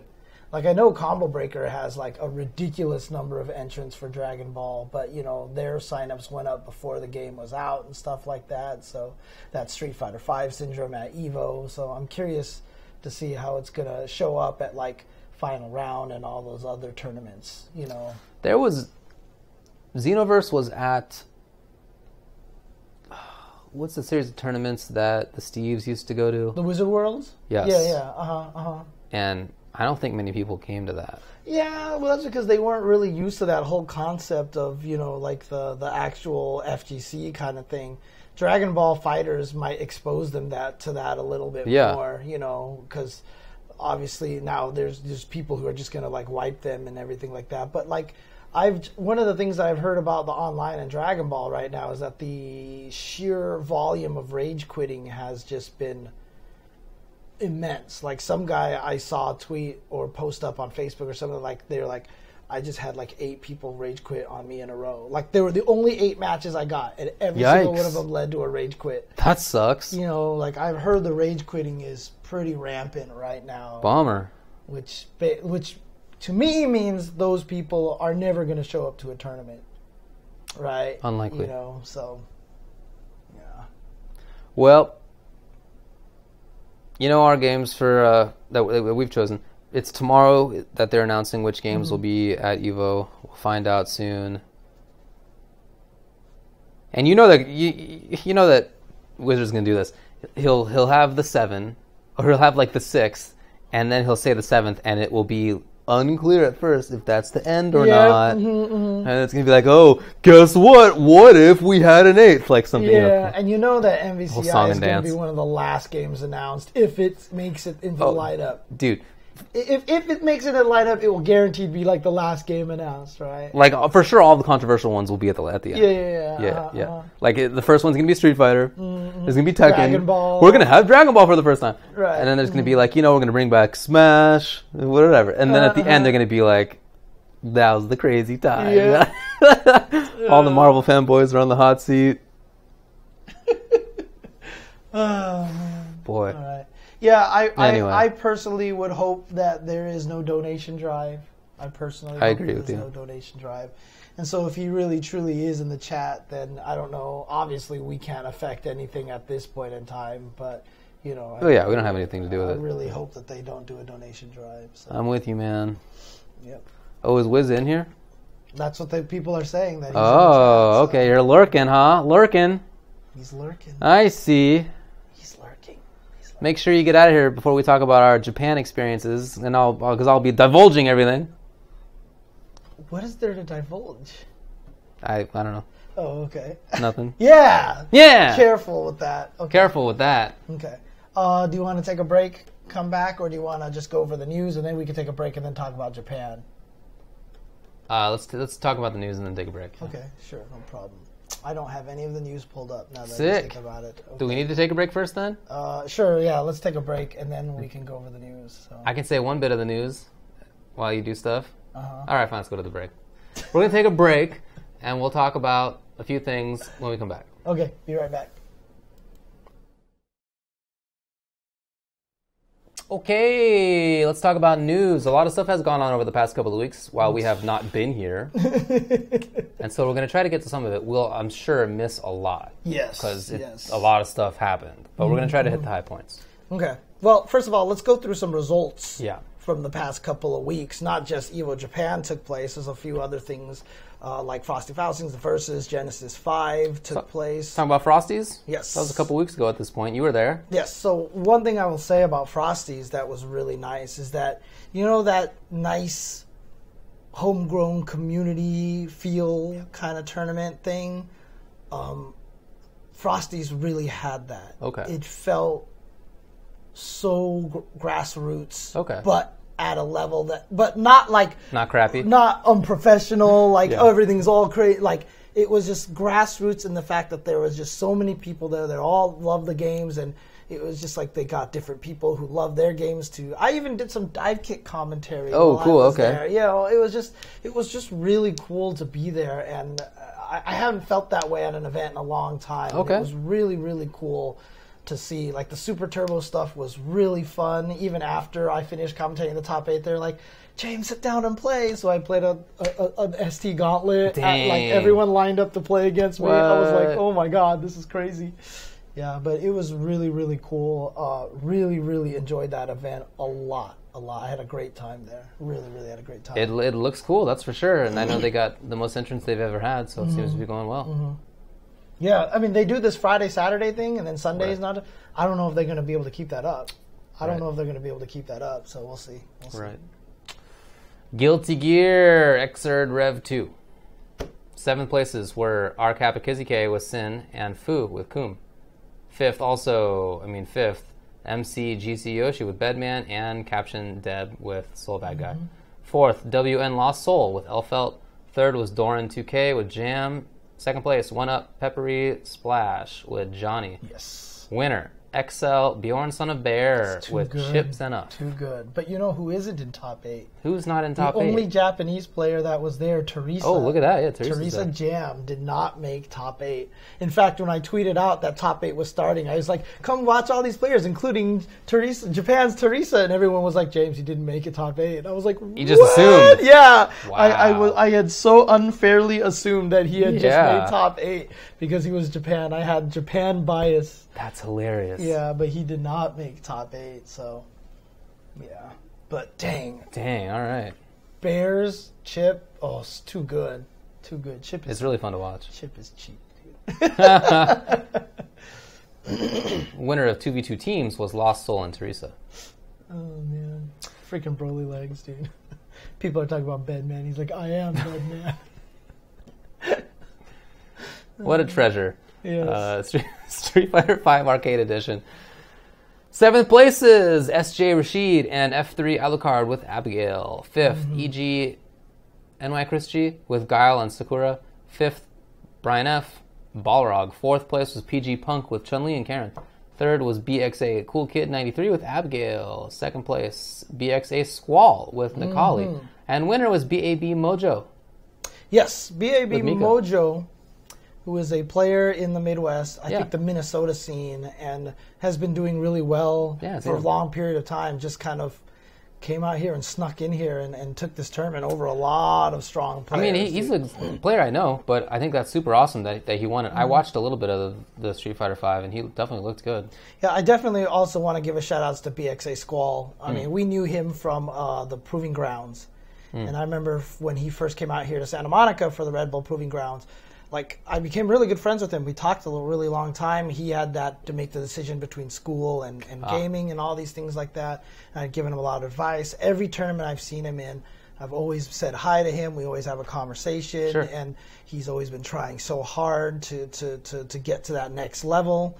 And to see him here getting 2nd place, I thought was fantastic. I was really, really happy for him. And, you know, the way he lost it, too, could have been super discouraging. Because if I'm not mistaken, like, he dropped a game-winning combo. Yikes. And then, you know, got reset on. And then he ended up losing. And I was like, oh, that could crush a player. Oh, yeah. But he was like, nah. He was like, I'm super happy. He's like, I played out of, like, the best that I've ever played. Okay. I'm encouraged. Right. Oh, that's great. And I was like, perfect. That's the exact attitude you should have. So, shout out to BXA Squall. The winner of the 3v3 teams was BXA Squall and BAB Mojo and Eric C. Fang. Yeah. So, there you go. Blaze Blue Central Fiction. 7 places were 482 Master Steph with 9. 7th, B Meister with Kokonoe. 5th, TGQ Havoc Noah with 9. 5th, Method Flux with New 13. Moo 12 and New 13? Sure. God, I just figured it out. Well, I mean, an hour ago, if the number is based off of which letter of the alphabet, then it makes sense that Mu comes before New. Indeed, it does. So then it would be Mu 12 and New 13. 4th, Elion with Jubei. 3rd, Song 1 with Carl. 2nd, BD Beta Dude with Ragna, and winner R Kappa Kizuke with Jin. Let's go, Kizuke. MVCI. 7th place. NB Dual Kevin with Hawkeye Dante Space and PG Coach Steve with Nova Spencer Space. 5th were HB Punisher with Hawkeye Rocket Space. I remember this one. Everybody was Space. PG Punk, 5th place, Dante Ultron Space. CR to Killstage, 4th place with Jetta Dante Space. 3rd, EG NY Chris G with Morgan Monster Hunter Space. 2nd, Timo with Dormammu Nova Soul. Yes, but 1st place. Winner, Echo Fox Sonic Fox with Rocket Raccoon, Jetta, and Space. Yeah, dude, you don't need to go through all the rest of the games unless you want to just win that first place. Tekken 7, Mac won it. Injustice, Sonic Fox won it. Oh yeah, Gura got second. That's right, that was pretty sick. Ned won Smash 4. Slipping Bug won Pokken. Dechimo won the King of Fighters 14. Etc. Move on. etc. Good job to everybody. Immortal won Street Fighter 2 Turbo. Super Street Fighter 2 Turbo. Mm-hmm. I was doing commentary for that, which was fun. It's pretty cool. With Roy Bizzle, who doesn't apparently do commentary a lot, but he should, because he's very technical and he knows the game super well. That's true. So, all right, so Genesis 5 happened. It was a big Smash tournament. One of the pretty much the biggest one now. It's a big old major. After the what was the death of Apex? Yeah, Apex. Yeah. It was weird. Like Apex. Like, for some reason, the name left my brain, but I knew it was 4 letters, and I knew it began with A. Like, my brain just works in a weird way. No, that makes sense. Yeah. 7th places, Tempo Axe, Pikachu, and Dignitas Tugs with Samus. 5th places were Dignitas Lucky with Fox and C9 Mango, Falco and Fox. 4th, Alliance Armada with Peach and Fox. 3rd, TSM Red Bull Leffen with Fox. 2nd place. Liquid H-Box. Jigglypuff. Whoa, which means first place PG Plup winner. Sheik and Fox. Now, this is the first time one of the non-gods or Leffen has won a Smash tournament in a long time, if I'm not mistaken. That's my impression. And if that's the case, I feel like this is huge.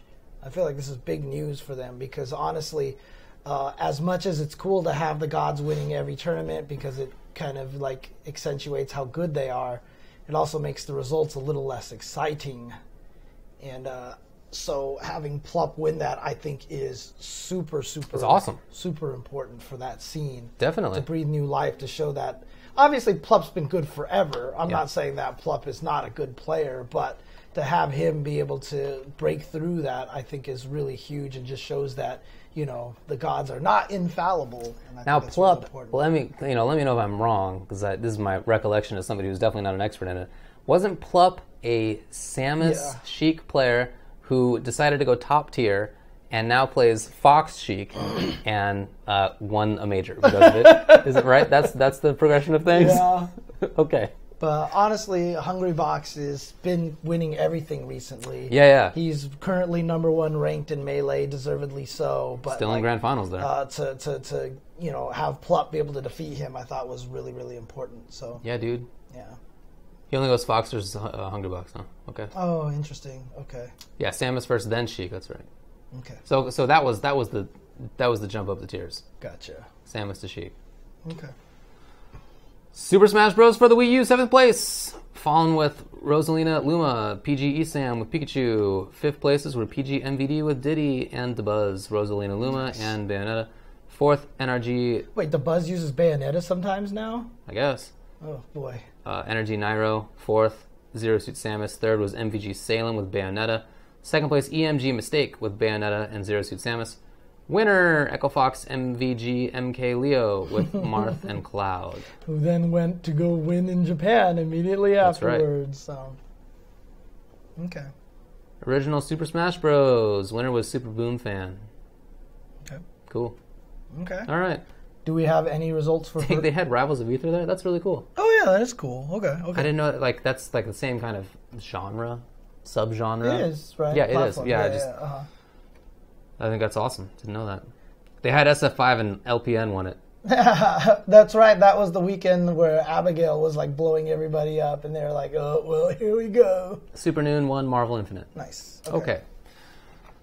Now, this past weekend, there was a Marvel-only event in Ohio. Which is Columbus, appropriate Ohio. Because that's where Seasons Beatings took place, Columbus, Ohio, and Seasons Beatings had always been the pinnacle of Marvel hype, so It's really cool. No, it was awesome, and I think it's really cool. Sort of like build a Marvel-only event because if it's not at Evo and not at other stuff, then like there's at least one event that's every Marvel head in the world. Like this is your turn. I mean, honestly, they need to start throwing MVC1, yeah, MSH, Children of the Atom. That'd be sick, dude. If they could just do that and just have all of them, dude. I would be so happy about that. Arturo was doing some of the commentary for it. He was streaming, but he also did some commentary for Marvel 2. Right. Because he does know the game very well. And somebody brought up Marvel 1, and they were like, hey, man, how come Marvel 1's not there? And Art was like, I wish Marvel 1 was there. Because he was super good at that game. He was one of the best. He was one of the best at that game. That was like one of his first breakout games, basically. So...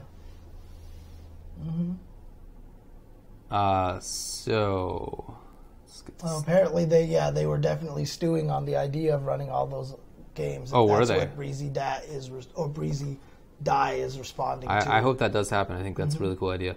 So let's go in order of oldness. Sure. Age. NBC 2. Marvel 2, 7 places. Iron Zangief. I think it was Iron Zangief. 7th place from Ohio. Compy, 7th place, also from Ohio. 5th places were Brian Aytch from Ohio and Timeless 41, not sure. 4th place was Dub C from Ohio. 3rd place, Dave the Magician from US Flag. 2nd place, Echo Fox Justin Wong from New York, of course, originally when he played this game. 1st place, though, AD Sanford Kelly. That's right. Sanford from Kelly. New York. Definitely still grinding that game out a lot. He won the side tournament at Evo last year and everything. And so yeah, I talked with Yipes not long ago and asked how often they play that game. And he said that they play that like a couple times a month. Like they're still playing Marvel 2. Right. Yeah. Which is really cool. Marvel vs. Capcom 3. Of course, Justin, who never touches that game anymore, goes in there and just blows everyone up. Only loses to Sanford. Well, he's pretty good at it. 7th place is in Ultimate Marvel vs. Capcom 3, NB ADC Static Alpha and NB ADC Dual Kevin. 5th were Baker and Double A. 4th, TAR I'm a Aries Baby.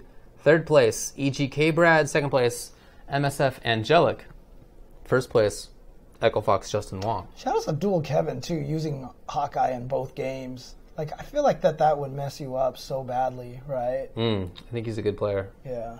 But considering how strong he was in Marvel 3, I feel like that's a bit of a disappointment, to be honest.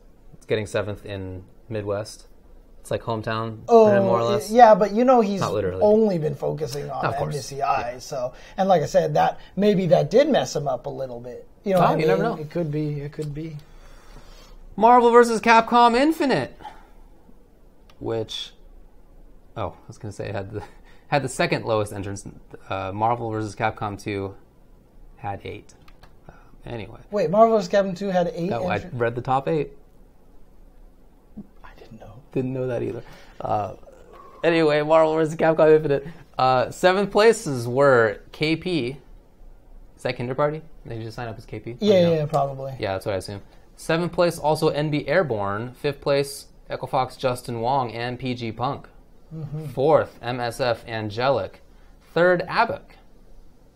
Yeah, do you know who that is? I didn't previously know who he was. Should I? Crying Brian. Oh, that's right. Yeah. That's right. No, yeah. He's a good player. Yeah, absolutely. So he was in winners finals. He knocked Justin into losers. Yeah. So very strong player. Yeah, for sure.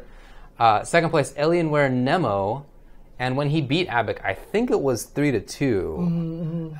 In any case, it seemed close, and there was like a moment where Abak dropped a big combo, and he ended up losing. But he wasn't mad. Like his face was more like, all right, I took Nemo pretty much to the edge. So it's sick. All right. I thought that was cool to see. Winner, NB ADC Dual Kevin over Nemo. So it was a blow-up. Nobody beat him. Yeah. And he dominated in the end. His Hawkeye is so... Remember I had kind of like a theoretical Hawkeye team, but now it's just like... I'm telling you. Dude, Hawkeye... Because I remember when he first came, everyone was like, this character can't be good.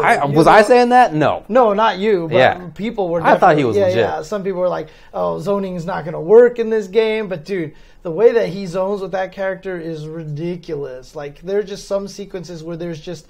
the bomb arrows there, the one that shoots the beam up, and then he's jumping and shooting, and it's just like, you can't move. And it like, in a game like MVCI where everyone just knows this as plant something on you and rush you down, like they couldn't get in on it. And that's, I don't know. It's awesome. Exciting. It's awesome to watch. Yeah.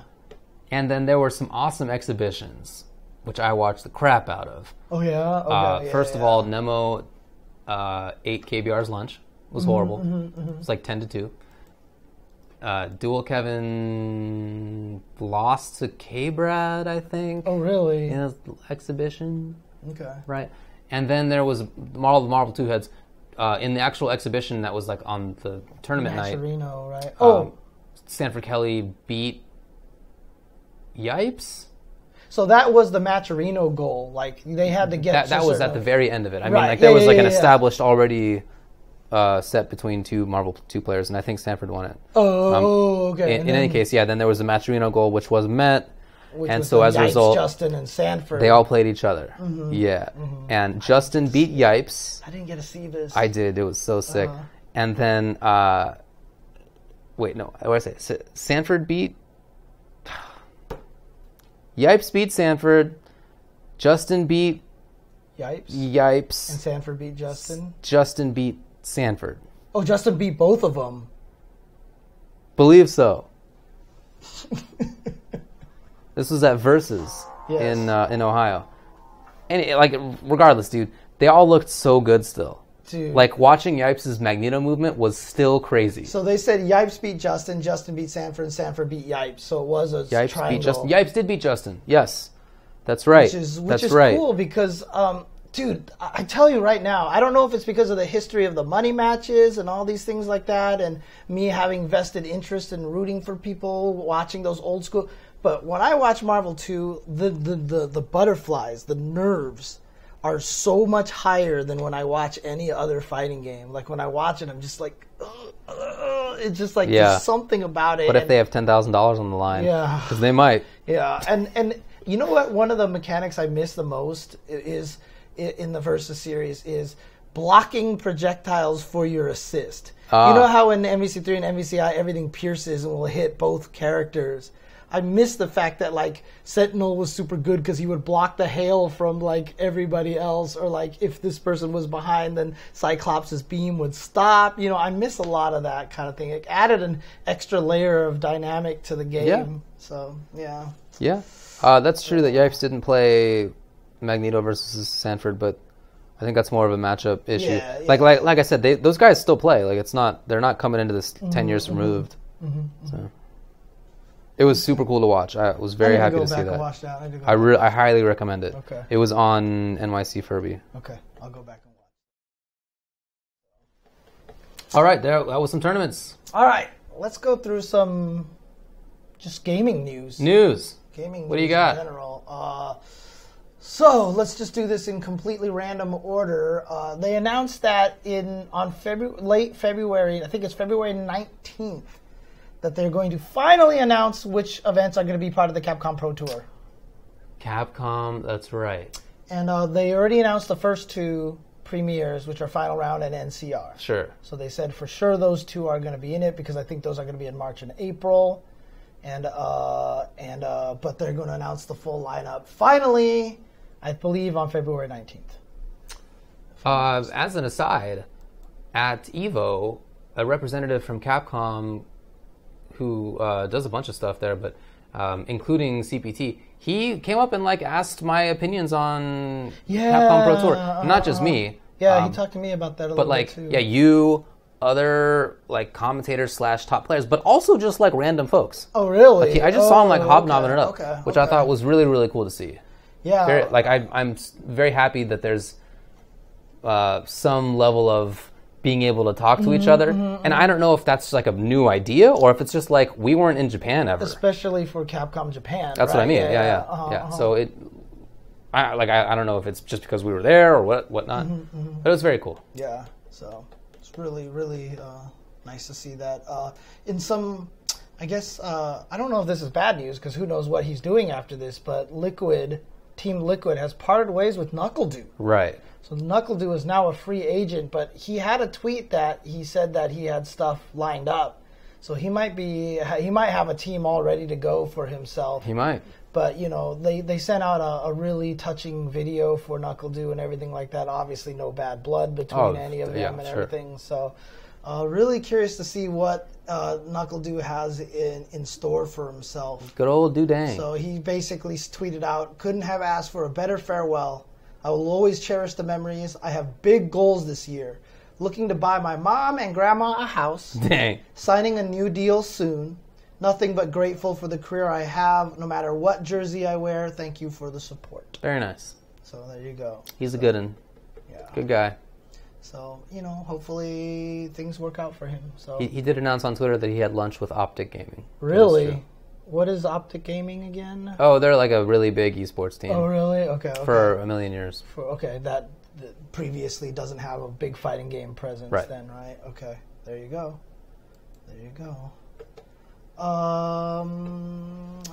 So they also, we hinted at this, but Capcom announced a new patch coming out for Street Fighter V, which addresses a lot of small things, including nerfing Abigail a little bit. Just mostly his V-Trigger 2. Yeah. But he's still going to be pretty strong. Same dude. Yeah, still going to be pretty strong. But I was surprised that they had announced that so quickly. I wonder if they're going to try to get that out before the CPT starts instead of after, like last year and such. That'd be nice. There wasn't really any other significant changes outside of a few like bug fixes and stuff. Yeah, like it was that. minor stuff. But Abigail was the biggest gameplay change one. Yeah. So there you go. So they're still fixing things. They're working on it. It's fine. It's no big deal. Toryuken, a tournament that takes place in Toronto, has announced that they are returning on May 19th and 20th in Toronto, Ontario, which of course is also now home to Canada Cup. The main Canada Cup. Yeah, the main Canada Cup. So Toronto, busy place for fighting games in Canada. Should be. Millions of people there. A lot of people playing fighting games there. Easy to get to for lots of the U.S. Yeah, there's going to be Dragon Ball FighterZ, Tekken 7, Arcade Edition, Super Turbo, MVCI, Rev 2, Injustice, Samurai Showdown 5 Special. Ooh, weird. King of Fighters 14, Sailor Moon. Look, at Canada Cup, mega weird. There was a bunch of people talking about how Super Nintendo Sailor Moon is like a legit fighting game. What? And they were all playing like, James, you need to play this. Okay, did you play it? I didn't get a chance to play it, but they were all talking about how like it's actually a legit fighting game. What? So I guess they're running it over there. All right, I'm going to emulate this. Let's see. Now I want to know. Mark of the Wolves, Windjammers, and MK9. Yeah, dude. I mean, I'll buy it legally and play it on a proper Super Nintendo. Of course.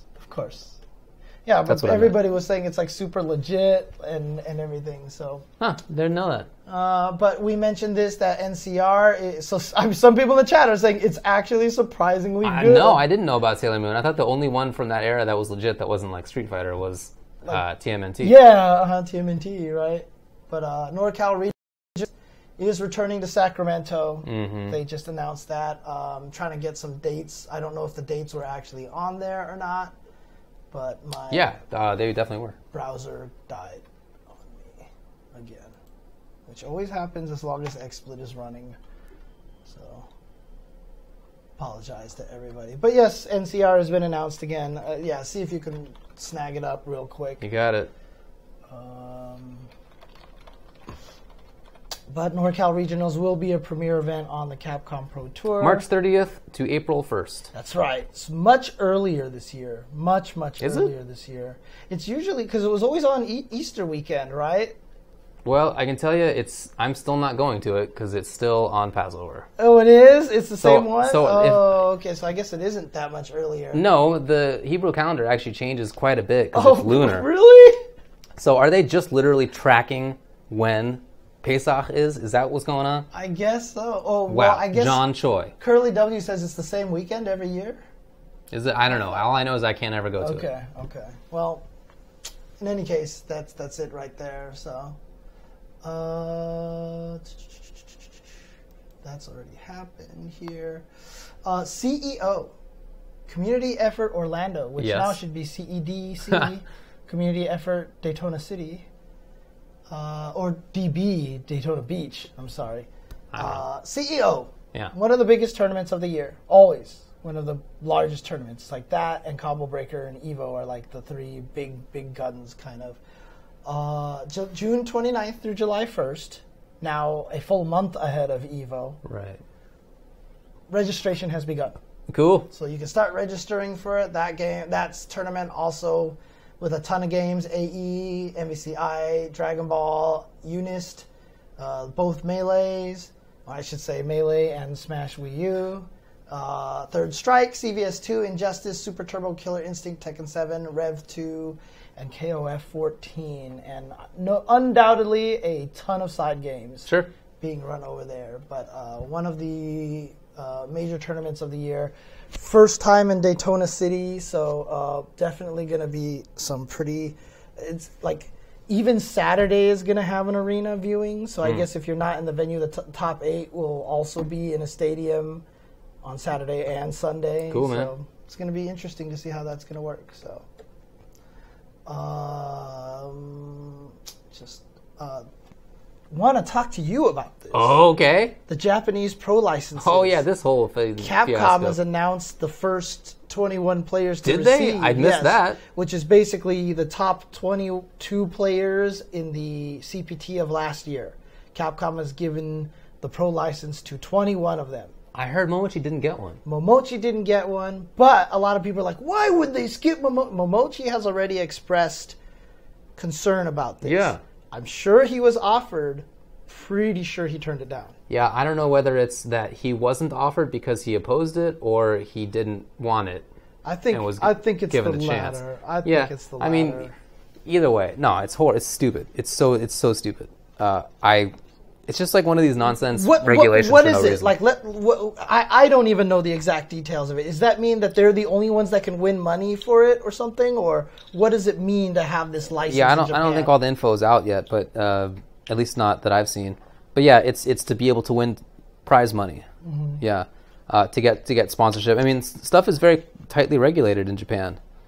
Not in different ways, right? Like they don't have the same alcohol rules or gambling rules that we do, but they do have some significant restrictions on some stuff, and this is one of those things. Yeah. So no, I don't have all the details on it because as far as I have seen, that hasn't been out. Okay. But it sucks because it makes it so that other people can't enter those tournaments. And so the problem with it, the reason that Momochi spoke out against it was that it is a killer for the grassroots scene. Right? I mean, how can you have a grassroots scene if only certain players can enter a tournament and win money? Right. It's like obviously bad for that. And in Japan as well as in here and everywhere else, fighting games are grassroots, right? That's where it came from everywhere. So for them it sucks too. And how are you going to get a situation like John Takeuchi got second place at Evo Japan 2 years ago? Nobody knew who he was, right? Now he's one of the best players in the world. How does that transition even occur? Right. So it's just like the ossification of esports in a way that I think is really bad for it. I think it's bad for Japan's esports scene, video game playing scene, and it's bad for the players. Right. I think it just sucks all around. But I do think that it's like one of those things where somebody wants to get involved in regulating it as a way to get themselves in it. I don't really think it has much to do with anything being for the players or for the scene or for esports or anything. It's like people who have vested interests in games and can create an interest for themselves in esports and games. It's basically being set up so the Yakuza can take over. Yeah, something like that. It's stupid regulation. Believe me, I'm down with regulation in a lot of ways. I'm not anti-regulation in general, but some of them are stupid. Limiting regulation. I don't want rent. I don't want rent seeking, which is what this is.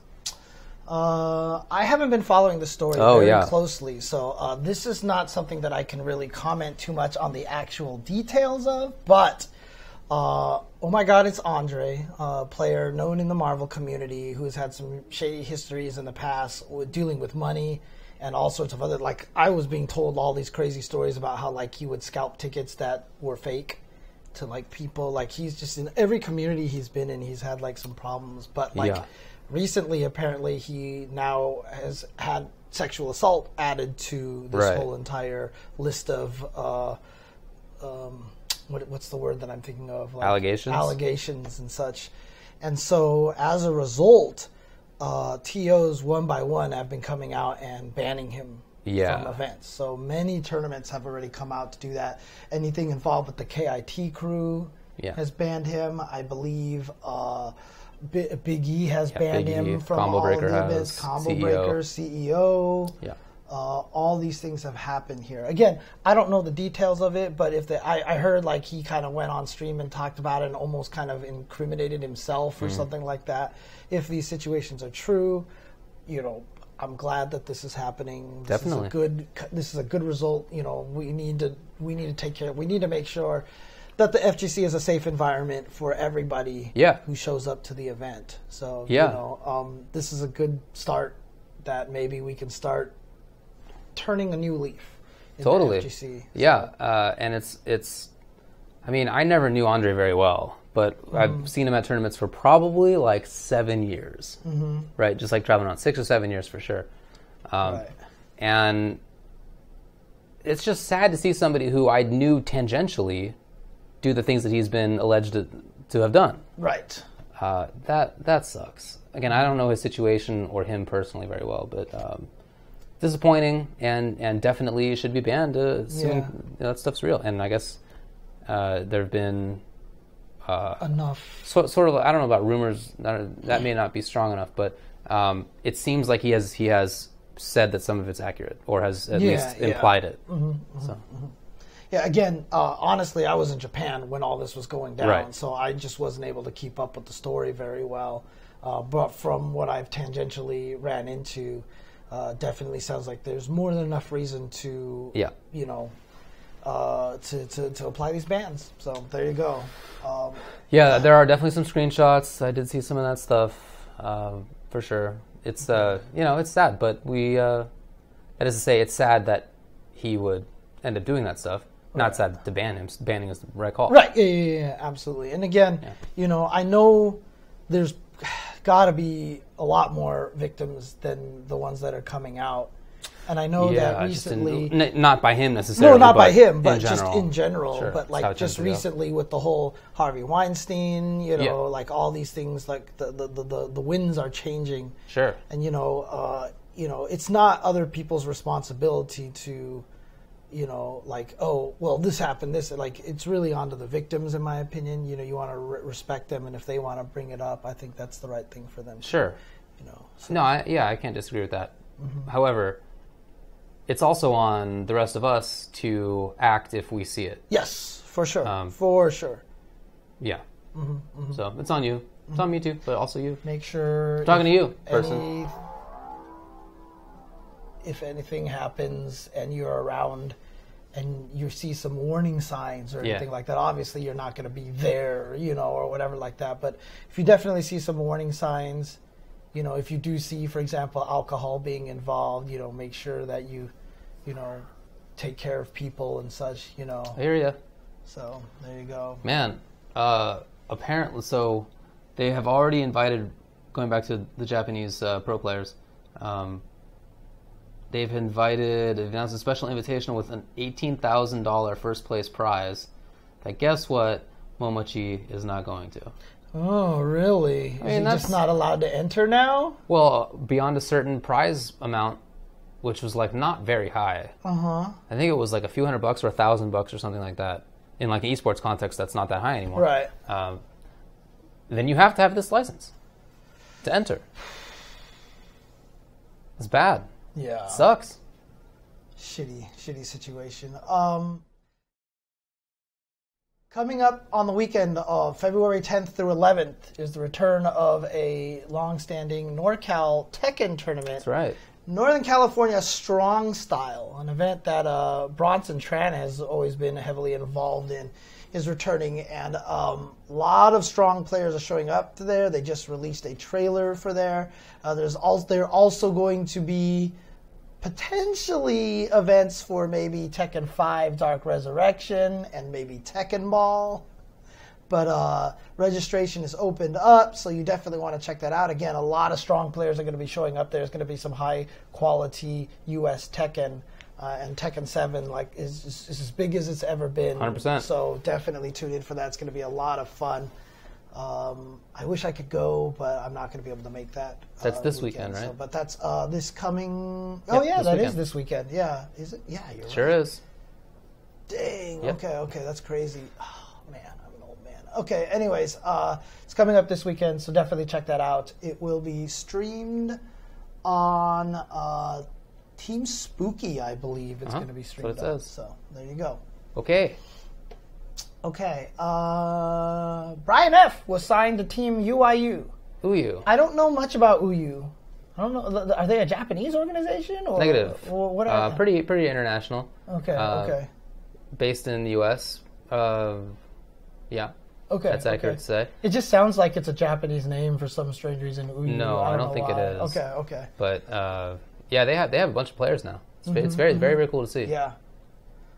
They grabbed him. They have a couple of other fighting game players as well.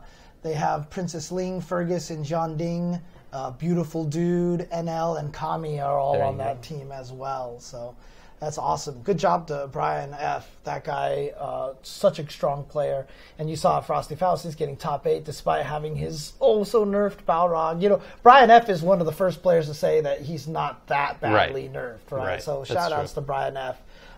You know, still proving people, you know, that Balrog is still a very formidable character. Yeah, man. So there you go. Okay.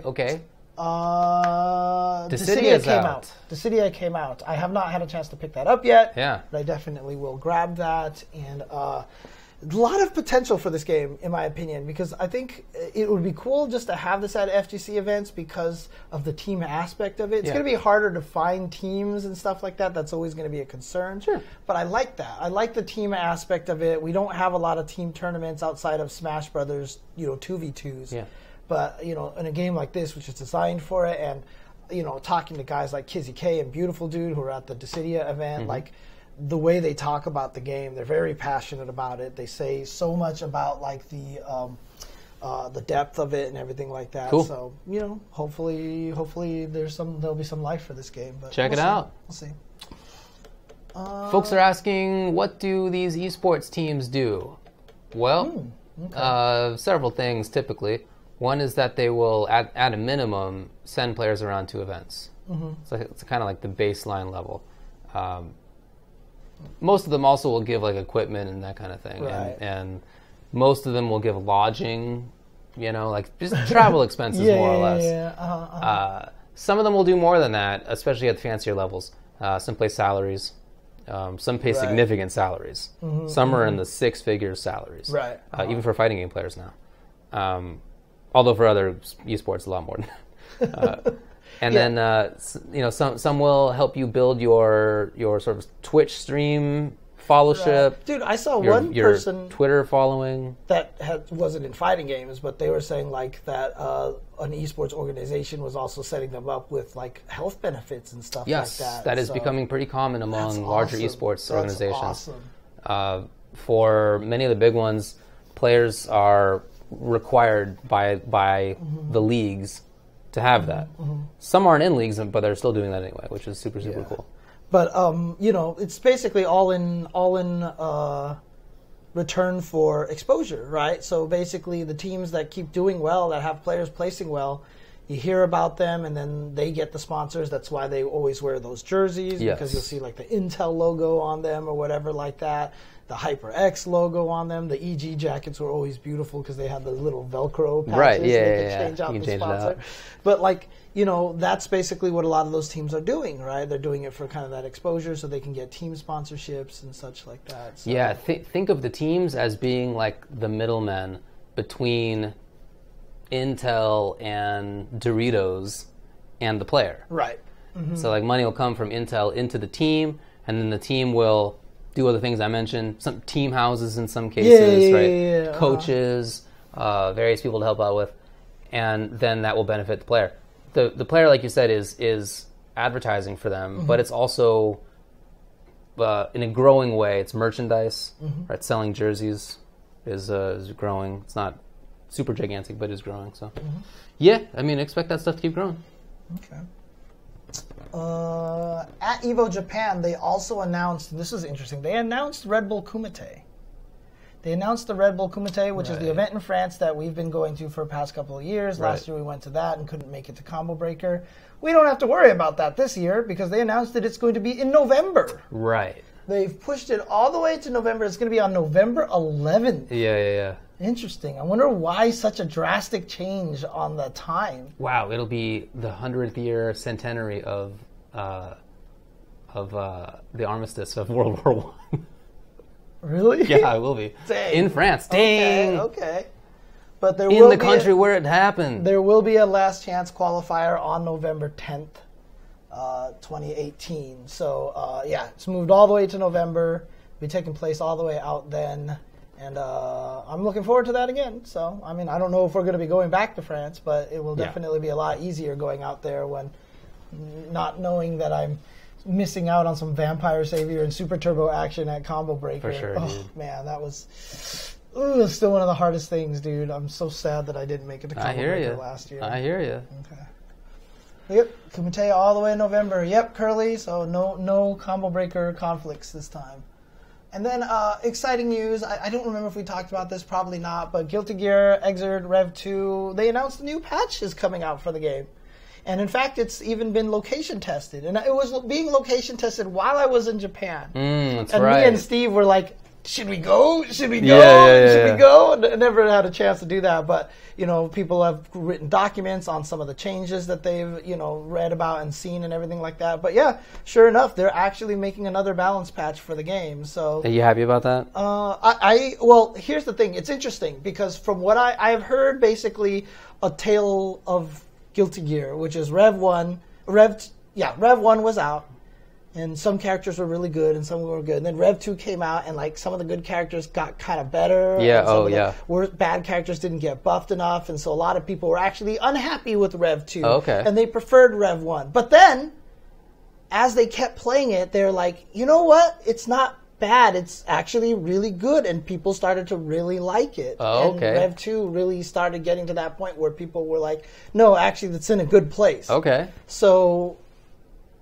regardless of which side you're on, I think they're all pretty happy that a patch is coming out because it means that Dragon Ball FighterZ hasn't taken all of Arxis' time and they're done. It's true. Which means now, hey, you know, they're still supporting the game and everything like that. And so I think that's exciting for a lot of the Guilty Gear players. And that, I mean, that's how I'm looking at it. You know, that they're still working on the game and everything like that. And, you know, I keep hoping that with Dragon Ball FighterZ being such a dominant force right now that it might gravitate players towards Guilty Gear, like have that kind of flow into the Guilty Gear. So, you know, I'm hoping like 2018 is like this great Guilty Gear year. That makes sense to me. I hope that does happen. It was a great start. Frosty Faustings was super awesome. Yeah. The U.S. players are obviously doing better now. I mean, obviously, if we go to Evo Japan, we're not going to win a lot of events there because there's so many good players. But to have someone like Teresa come out to Frosty Faustings and not just like wipe everyone down and then get first place, didn't even make top 8, I think it's a good sign. So I'm hoping for big things in Guilty Gear in 2018. I hope so too. Sure. Yeah. That's all I have for news. All right. Was there anything else that Wednesday is going to be the stream that shows off the Teenage Mutant Ninja Turtles for Injustice. I believe that will be at 3 p.m. Central Time. That is to say 1 p.m. Pacific time. So we'll finally find out if the Turtles play as a team or what the heck. But there was that one screenshot of, I think it was one of the Turtles coming down with a skateboard. Looks like they're going to smash Black Manta on the head. But the other Turtle is on the screen at the same time. Right. I feel like they're going to be one character. That seems like it's probably a throw. Because Black Manta is standing there with kind of like the dumb, like, oh, kind of expression on his face that characters in that game have when they're being thrown. Oh, really? Oh, okay, okay. Because he literally looked like he was just standing He's just standing there. Like, it really like he was just like, oh, shit. Yeah, That's how a lot of throws are. Okay. So that may be a throw. So does that show that they fight together? I don't know if that shows enough because it's just a throw. Right, like, the throw could be anything. Dude, what if throws switch the Turtles? Right, some people are thinking that. There was a leak of the voice lines. Oh. The voice lines got leaked. And the different Turtles have different intros. And they talk to each other. I don't know what that means, though. Do you start with Leo? Or can you start with Dawn, but like you still nevertheless switch into the other Turtles? It's got to be their trait. Or do they all fight exactly the same, but it's Leo and Dawn are different characters? Right. Like how like Power Girl and Supergirl are different characters, right, yeah. but they're the same gameplay. But the weapons are so different. Like, you can't make someone with a sai fight the same way as someone with a katana. I hear you. And a bow staff and nunchucks. Like, I hear you. It just can't happen. Doesn't make sense to me, but we'll see. Oh, interesting. I am hoping for a mechanic that lets you switch the turtles. See, I feel like... I would think that's the trait. I feel like that would be the trait. Yeah, think so, exactly, too. right? So, like, while the turtles are out, back, forward, and down will, like, switch between the other 3 turtles Makes or something sense to like me. that, you know? And even in the original trailer, they're like, we fight together as a team, you know, kind of thing. Mm-hmm. So. Mm-hmm. But, again, they could fight together as a team always, but just like one special move calls out X turtle, right. Another one calls out Y turtle. Like, you're always Raphael, and the other turtles are just special moves, right? Right, but maybe it's that you can pick which turtle you're actually using, but they're all like the same move sets, and then they're like different special attacks are with different turtles. Again, who knows? Right, yeah. But in those leaked voice lines, you know who has the most voice lines? Who's that? Raphael. Oh. That's random, right? Yeah. I feel like that's real out of the blue. But it could be that But how much more significantly more? Is it like 100 versus 50, 50, 50? No, it's not. It's not wildly Is it more. like 36 versus like... It's like a little more. I don't know. I don't know the numbers, but it's Right. it's a little more. Okay. But who knows if all the voice lines were leaked? Mm-hmm. What if there's 1,000 Leo lines and like only the ones of Raph that we have? You know, who knows? Anyway, we'll see. We'll find out in a couple of days. Yeah, very soon. Very, very, very Yeah. soon. So, there you go. Raph the best? Come on. Raph babies. is like so not the best. No, he's a baby character. Raph is an edgelord, dude. Yeah. He is such an edgelord. when you're still a kid. Yeah. Yeah. See, Sharon Raw has the right answer. Leo's not even in this game. Leo, White Fang. Leo, come on, Leonardo. Dude. Oh, Leo from Tekken? Well, that's all right. Pretty cool, I guess. No, MK Leo. MK Leo. Pretty good player. Yeah, exactly. Yeah, the stream is on Wednesday. All right. Any other news that you feel like we have forgot to talk about? I can't immediately remember anything, but if anybody knows anything that we've forgotten, please let us know. So, I don't know how much Leonardo. Haha, Nard. I don't know how long this is going to go because there's obviously a lot of things to say about Japan. Let's talk about Japan, where we went. I mean, if we don't actually get a chance to cover everything, I might just do my own stream, like where I can just cover everything in details because I was there for a very long time. But I had a great time in Japan. I really, really enjoyed Japan, and there's a lot of things I miss about it right now. Okay. And yet, at the same time, there's a lot of things about Japan that kind of was interesting to me. I'm not going to say it was bad, but there was definitely a lot of like, head scratchers. Yeah, head scratchers and stuff. So while a lot of my tweets were all very positive and all that stuff like that, like there's still concerns that I have, you know, just having been there for a while now. So what sucked? I mean, so I guess we'll go into this just kind of at the start, sure. Right? What sucked? Because there's a lot of great things about Japan, so don't get me wrong. But, you know, obviously there is a lot of xenophobia in Japan. You know, we have heard stories about, like, Muffin Man, Kami, and Smug always getting stopped and searched by police. You mean 3 Americans? Yeah, 3 Americans. Or 3 men? 3 men, yeah. Oh, what's the common denominator there? But also there's a lot of misogyny there. You know, like, it's crazy to me, like, literally every store you walk into, like every 7-Eleven you go into, there's the magazine section. It's just a giant section devoted to idol magazines. Sure. Right? And it's crazy. And like, I was hunting for a magazine for Tubaware, right? It was the V-Jump magazine with the Dragon Ball fighters on there, right? So I'm just sitting here trying to get him a magazine, and like I see an awning on a store. It was like books and DVD. I was like, perfect. I bet you I can find it in there. I walked into that store. There's nothing about video games in there. Sure. Let me tell you, it was definitely not about video games.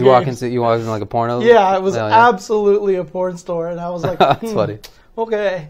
But, like, you know, you go to, like, all those figure stores, you know, you like the Kotobukiya, I walked into the Amy store, you go to Mandarake, like, all these places, like, that just sell figures, and, like, the figures are, like, I don't know, it's just, like, the whole thing is just, like, as a little girl growing up Japan, like, I just don't see how, it's got to be hard to have a little sense of self-worth outside of your appearance. You know, the way so far, I am not sure we're talking about. We got racism and we got sexism. We talking about Japan, or did we talk? Which country are we talking about here? Is this America, or are we talking about Japan? Yeah, I know. Fair enough. It's like those are very common problems, and not to downplay them, but they exist there as they exist in many other places. Yeah, it's true. It's absolutely true. So I don't know. It was a little disconcerting. But then the other interesting part about it was, it's a very solitary country. You know, when we were walking around Ningyocho, which is where we were staying, we were talking to each other as we were walking around on the streets. Yeah, like this, yelling at each other like we do. Yeah, we're just like, hey, what's up? You know, like even kind of whispering at some points in time, because we were literally like the only people talking to each other at all. Like you go on the subway, we were talking on the subway. I felt like we were being so rowdy. Yeah. Because nobody was talking. Nobody spoke to each other. And like Tasty Steve. Like, as soon as he's there, as soon as he talks in a normal voice, it's just like, his normal voice is a 9. Right. He does not speak quietly. Right. His whisper's loud. And it's like every restaurant that you go to, everyone's eating by themselves. You know, there's very little like... Well, that was that was our experience. As we were walking around Ningyocho, which was kind of like a businessy area where people were just kind of passing through, I think is how it was. As I stayed there longer, it didn't seem like the case anymore. Going to the mall, everybody was with their friends and family, and they were definitely chatting it up. Yeah. Which is where Evo Japan took place. It was in a mall, like at the top section of a mall. Right. Also a museum. There's a big building. Anyway, they were definitely talking to each other. And when I went to the touristy areas, like when we went to Sensoji Temple, everybody's chatting. Everybody's talking to each other. So I really think that was like a work kind of rush hour situation. In a lot of those touristy areas, I definitely heard almost as much, if not more, Chinese than I heard Japanese. Sure, there were a lot of foreigners there. A lot of the talking came from the Chinese people, because let me tell you, Chinese people don't give no fucks about noise at all, right? For sure. So they're just yelling. But there were definitely Japanese people talking to each other too. But like even just like, you know, the subways, no one talks to each other. Even in Akihabara, like there's noise everywhere, like videos, TVs playing everywhere, but everyone walking around wasn't saying anything. When I was at the arcade, when I was at Hey Arcade, like every time I fought good players, I wanted to say good job to them, or after they beat me, I wanted to look at them like and like acknowledge oh, you're super good. Like I told a Chun player, I was like, oh, very strong, and he just looked at me like he was like, don't talk to me, like he was just like didn't want to hear it. You know what I mean? It was really interesting. There's just like this weird dynamic. Although everyone, when they're like a person who works at a store, everyone's super friendly and everything. And I love that kind of aspect where everyone's super respectful to each other. You know, I really miss that a lot about Japan right now, is that just everybody was so nice and everyone's so respectful, friendly. The level of respect there is so high that everything is clean. You know, the public restrooms are super clean. It's ridiculous. You feel like you could eat off of the public restrooms, right? Like, it's ridiculous how clean everything is. And, like, there's just a lot about that country that, you know, you're even though people don't talk to each other, they're all very aware that the other people are there, and they respect each other very much. Yeah. You know what I mean? And I do miss that a lot. I really, really enjoyed that a lot. Well, in talking with some of the other folks from Japan, and asking them, what should I go see? Categorically, the answer was, get out of Tokyo because this place is crappy. They all said, this is a business town. Yeah. They didn't like living there. It was solitary. And I don't know. I don't know how representative that city is of Japan, is all I mean. Because from their response, it seemed like they were all like, you got to see Osaka, you got to go, just go to the villages, whatever. This is not like Japan. Yeah, for sure. Yeah, I don't know. We only saw modern Japan. We definitely saw mega city business Japan. Right, I feel for sure. We walked through a little bit of tourist areas and stuff, but a lot of it, I think, was a particular, you know, kind of business. Yeah, I mean, I even managed to go to Shibuya Crossing a couple of times. Cool. I actually got to go there, and you know, that place is just like everyone running around talking. There's a lot of tourists stuff going on there. But yeah, definitely people are talking, and once they start drinking, it's definitely a lot louder in that area and stuff like that. But, you know, it's still a very solitary environment, you know, which, I mean, to me, there's some good parts to it because I like eating by myself. Yeah. But the problem is when you do that in the States, you just look like a loser a lot of the times when you eat by yourself. Again, I really think that was a business context. And I'm no expert, let me know if this is wrong. But when we had dinner and when we had lunch, I feel like there was quite a difference in who was eating with whom. Like at lunch, almost everybody was by themselves. When we had dinner and it was like shortly after business hours, a lot of people were by themselves. But then when we ate later, like late, everybody was with people. Yeah, so... or when we were at the mall, when I went to go a couple times during Evo to go eat at the food court there, everybody was with people. Yeah, from what I had seen afterwards, there were definitely a lot of people eating by themselves, even very late at night. But it also, honestly, it depends on the restaurant, too. Like, if you go to the Yoshinoya's or you go to, like, a lot of the ramen spots, a lot of the places where you can go, you order your food through a machine. You just go up to the machine, you put in a money, you pick what you want, it prints out a ticket, you hand it to people. I had to do that a bunch of times at a lot of different places. Those places are all very catered to the solitary kind of experience. A lot of people just walk up and buy a ticket out there and do that. So, yeah, even late at night, I was doing that. But then, like, I went to go eat with Marcus D and Matsun, and we went to an Italian place. And so I actually got to eat some Italian food there, which was, the spaghetti actually was really good. Yes. I just got plain spaghetti because I just wanted to see how it tasted. It was actually super good. But yeah, like that restaurant, there was a lot of groups of people talking there and stuff like that. You know, it really depended on when we were in Shibuya, we went to the Ikanari Steaks, eat there, a lot of groups there as well. But then anytime I was like, let me go try this ramen place or let me go try this, you know, oh, hey, I walked to this random place, let me go eat here. All those places always had people by themselves eating. It's very normal. It's certainly much more common. Yeah, it's very normal. There's no stigma attached to it like there is in the States, for sure. Yeah. So. Like Dude, Japan had Italian food everywhere. They are obsessed with Italian food. It's all over Tokyo. Yeah. By the way, my favorite meal the whole time I was there was Italian food. The pasta. I had spaghetti that had tuna daikon radish mix on the top, seaweed garnish, and garlic sauce.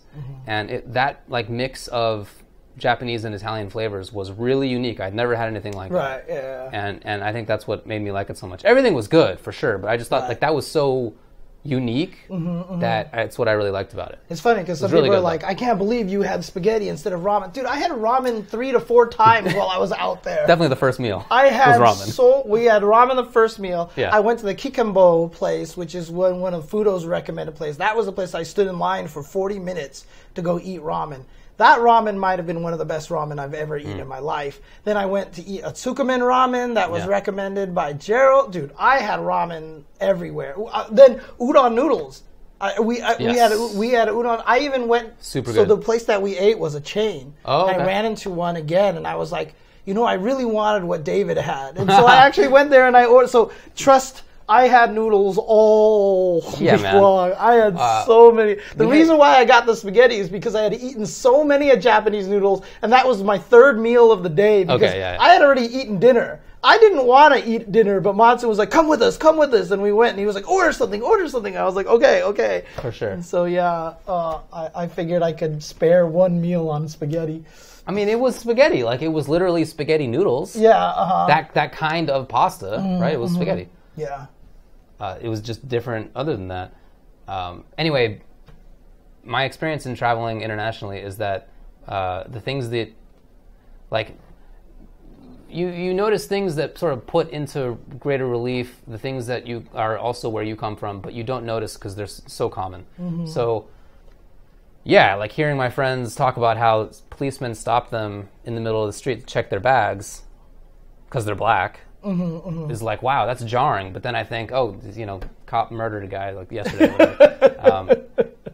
It seems like there's a lot of sexism, but that also exists where we're from. Right. And people sure are quiet on the metro, but nobody talks on the LA metro really, unless they're, you know. Well, you're scared on the LA metro. You know what I mean? I'm just saying, like the point is that I think a lot of the stuff exists where we are from, but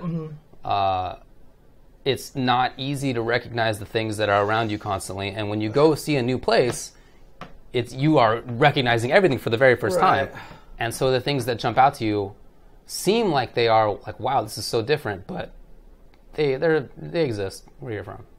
And I mean, not always. Obviously, cultures are different, but I think that's true for a lot of that stuff. Yeah, yeah. But you know, I mean, just look in public buses. The people who talk are the weirdos. You don't want to sit next to them. Right. There is a stigma about talking on public buses, and some people break it. But there's definitely that stigma. Yeah. But I mean, even in Japan, like you'll see two people who are clearly friends, and then they sit down next to each other on the bus, and then they don't talk. Yeah. No, I mean, it's definitely more. I don't mean to suggest it's the same. Right. We got onto the train one time, and we were sitting down in front of like a group of like 15 schoolgirls, like just like 5, 6 years old or 7 years old. The kids we were with me? Oh, I guess they were a little older than that. They were probably like 13, 14. 13, 14, okay. It's hard to tell with Asians, but you know, like... But like they were whispering to each other. They weren't really talking very loudly to each other. That's true. They were would quiet. Sit down and be a little quiet, right? Sure. Which was kind of different. No, I mean, again, it's not the same, but I feel like there's a lot of things that you notice that jump out to you as unusual, but they're not. Right. Exactly. So. I really enjoyed it. It's not like it's not like my bucket list country. I don't know that I really have one, I guess, but it was certainly fascinating to go to. I wish that I'd been able to see more of the country because from all accounts, people there, Tokyo is so not representative of the rest of it. So I'd like to see the rest. Yeah. I mean, some people were even talking that maybe the only place big enough to hold an Evo might be like Osaka, you know, and if they move it to Osaka, that would be awesome because I definitely wanted to check out Osaka. I'd love to, for sure. But, I mean, Japan was on a bucket list for me. That was definitely something that I felt like I had to do. Yeah. And which is why I stayed there longer, Sure. and I just did so much stuff. And oh man, I got to do a lot of cool things afterwards. I did get to go to Nakano Broadway, which was like Akihabara is kind of the tourist trap. So if you go buy figures there, they're all super expensive. Okay. You go out of the place. Nakano Broadway, a lot of the same stores are out there, but they rent out little shops and things are much cheaper. So I definitely got something out there for like $18 that I saw in Akihabara for $40. Right? That's a big difference. So, dude, it's hard to find fighting game stuff, man. Everything is Dragon Ball and One Piece and Gundam. Oh, yeah. Like, everything is just, like, I had a friend who was like, can you look for this One Piece character for me? And while I was walking on Nakano Broadway, I swear I took, like, at least 15 photos for her. Because I was just like, how about this figure? How about this figure? One character! By the way, there was, like, 15 different things that I could have gotten for that character. And, like, fighting game, I couldn't find anything. Like, I could barely find anything for fighting games. It was really crazy. When I was walking around with you, the few fighting game things that we saw were, like, Guilty Gear. There wasn't a lot. There was There were, like, little Street Fighter, like, little tiny characters. Those little cute guys looking things. Chibi stuff. Little chibi characters. Everything Street Fighter related is also Street Fighter 2 related. Original Street Fighter 2. Right. Everything is original Street Fighter 2. But when I did go to Nakano Broadway, I did catch a bunch of things. I found like little keychains. I found these cool little metallic figures and stuff like that. I found a bunch of like really cool like little toys and stuff like that. I actually ended up buying a bunch of them because I'm going to give them out on stream. Because I just want to do giveaways a lot more on my stream, and just, you know, people don't have access to these things. So I was like, oh, I'll buy a lot of these things are like little, you know, $8 little figures or whatever like that. So, you know, so I did manage to get like a decent haul out of there. So, but I want to do my first giveaway on this stream. Oh, if I can. Was it one of the many Star Wars figurines that were there also? No, it was not. Because there were a lot. Here you go, David. What? Oh, that's so cool. It's a tiny little metal dulcim, if people can't actually see this. Wow, here. thank you. It's a little tiny dulcim. I saw this and I was like, you know what, I'm just going to get this for David. That's so nice. There you go. So there's my first giveaway on stream there. Thanks, man. There you go. Sorry, I accidentally bent the box a little bit I'm because gonna it was in my That's pocket. cool. So there you go. Thanks, dude. That's so cool. Metallic Dulcim figure. I also got a guile that I'll be giving away on stream. Oh, rad. So sick, man. Thank you. Yeah, so there you go. So there's a little Dawson figure for you. Well, I really I know appreciate you it. didn't get any Street Fighter figures or anything like that, so I was like, I'll get you something there. So Nice to see you. rigged. Yeah, definitely rigged. 100%. Yeah. That one was rigged. But I definitely have a bunch of other stuff that I'm going to give away during the course of the stream. Cool, I even man. got these cool like play mats from Frosty Faustings. So I'm going to be giving away a lot of things during the course of the year for Very my stream. nice. So. But yeah, no, it was that Nakano Brado was super cool. I got to visit the Final Fantasy 30th exhibition museum-ish kind of thing that was over there. That was super cool. I mean, it's interesting because you go there, they ask for your language, they give you an iPhone, and you put on a headset, and the iPhone detects where you're standing in the room. And based on where you're standing, so they would have like a Final Fantasy 12 display, a 13 display, and if you're standing in front of the 12 one, it would tell you about Final Fantasy 12. If you were standing in front of the 13 display, it would change and start telling you about 13. It's really cool, kind of buggy, because I would be sitting there listening to Final Fantasy 12. They're talking about it. I'd lean this way, and it would go, Final Fantasy 13. I'm like, no. And I lean back, and it started all over from the beginning on 12. And I was like, oh, come on. That sucks. But they actually gave you a playlist at the end of it that will exist online, and they showed everything that you walk past, and you can actually go online and listen to all of it there.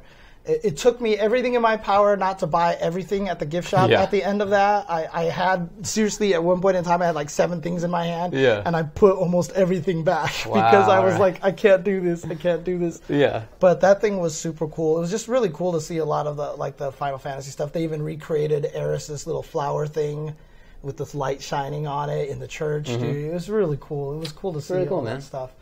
I got to do that. I did get to visit an owl cafe and a cat cafe. Okay. The owl cafe, I am so torn over. I kind of don't even want to hear about it. Yeah. Well, here's the interesting thing: is they're nocturnal animals. Yes. So I was there in the daytime. Right. They definitely looked like they did not want me to mess with them at all. For sure. But there was a sign that I saw that was like at 9 p.m. is like when they are not like it was. They said it was like free flight time or something. So I guess that time is not when they're tied down or whatever like that. But are they tied down usually? Yes. I can't even and like literally I like tried to pet one of the owls, right? And like it kind of shuffled to the side and then started pecking at the strap that was on its leg, and I was just like, all right, next topic. I was like, I can't do this, dude. Like I would have walked straight out of there. Holy crap. It was like I was more observing it, but then the lady grabbed one of them, unstrapped it, and like took it to the back and was like taking pictures and doing stuff with it, and it seemed perfectly content, but I don't know, like I could not enjoy myself there. I literally could not enjoy myself. No. The cat cafe, however. That's fine. Cat cafe, 180. Sure. As long as they're the kind of cats that like it, because those exist. Dude, the thumbs cats, they all look like they were in heaven. Yeah. They were just in eternal bliss. Good. Even to the point where there's a lady walking around like clipping their nails and combing them, and they're just like. That's and good. like there was a cat that was just lying there, and I have a video of it. I start rubbing it, and it turns up its belly so I can scratch its belly. There's cats sleeping on all these things everywhere, and I was petting all the cats and everything like that. Oh, it was like I spent way more time there than I intended to. I definitely was like, I'll be here for like 30 minutes petting. I was there for like maybe an hour and 15 minutes or something like that because you just, and it's funny too because they provide consoles and books and everything. They're trying to get you to stay there because they charge you off of time. Oh, I was going to ask. Okay, yeah. They charge you off of time. It's like every 10 minutes they charge you or whatever like that. But they always have free drinks. Like that one is like you have to buy a drink, but there's just a vending machine that just gives you free drinks. So whether you take advantage of it or not, you still pay for a drink. But you could just go there and just like pump out drinks as much as you want. Even one of them had like corn soup that you could like pour out if you really want to, which I didn't get. I just kept getting hot chocolates and stuff like that because it was a rainy day. Right. But dude, some of those cats, like, oh man, some of those cats, like they had some beautiful cats there. Aww. And they were, I have like 700 photos. I'm going to put them all up at some point in time. But dude, the cat cafe was like complete 180. Like I felt no guilt. Sure. I'd be happy there too. The cats all running around. They're not tied down to anything. They seem super happy. And dude, like the workers are just running around. They're wiping everything constantly so it didn't even smell. Like cats don't smell. but there was no litter center or anything like that. But it was like it was really, really cool. It was really good. Dude, the diet, dude, trust me, Japan messed up my diet pretty badly. Yeah, it definitely messed up my diet. So, no, we didn't go to Cat Island. But that was really cool. Did you end up going to a maid cafe or anything like that? No, I can't do maid cafes. Same. Maid cafes are almost as awkward to me as probably that owl cafe. I'd feel mega weird the whole time. Yeah, I had to do the owl cafe because I needed to see it for myself. You know what I mean? I had to check it out for myself. And, you know, I did get to pet a couple of owls and stuff like that, which was cool. But I said, it just didn't feel right. God. But then, obviously, food there was ridiculous. Like, I would just look up something. All the food was good. Oh, okay. So I go there, pay $8 for this bowl with, like, 3 meats and, like, rice. And it was, like, that was probably one of my favorite meals there. Like, that and maybe the curry that we ate with Edma. But that's because I really love that style curry. Dude, the food, it's like anywhere I was at, I was just like, let me walk 5 minutes in a random direction, and there it is. Yeah, totally. It's everywhere. And what was cool is that it's not just actual restaurants, but like 7-Eleven is legit place for food.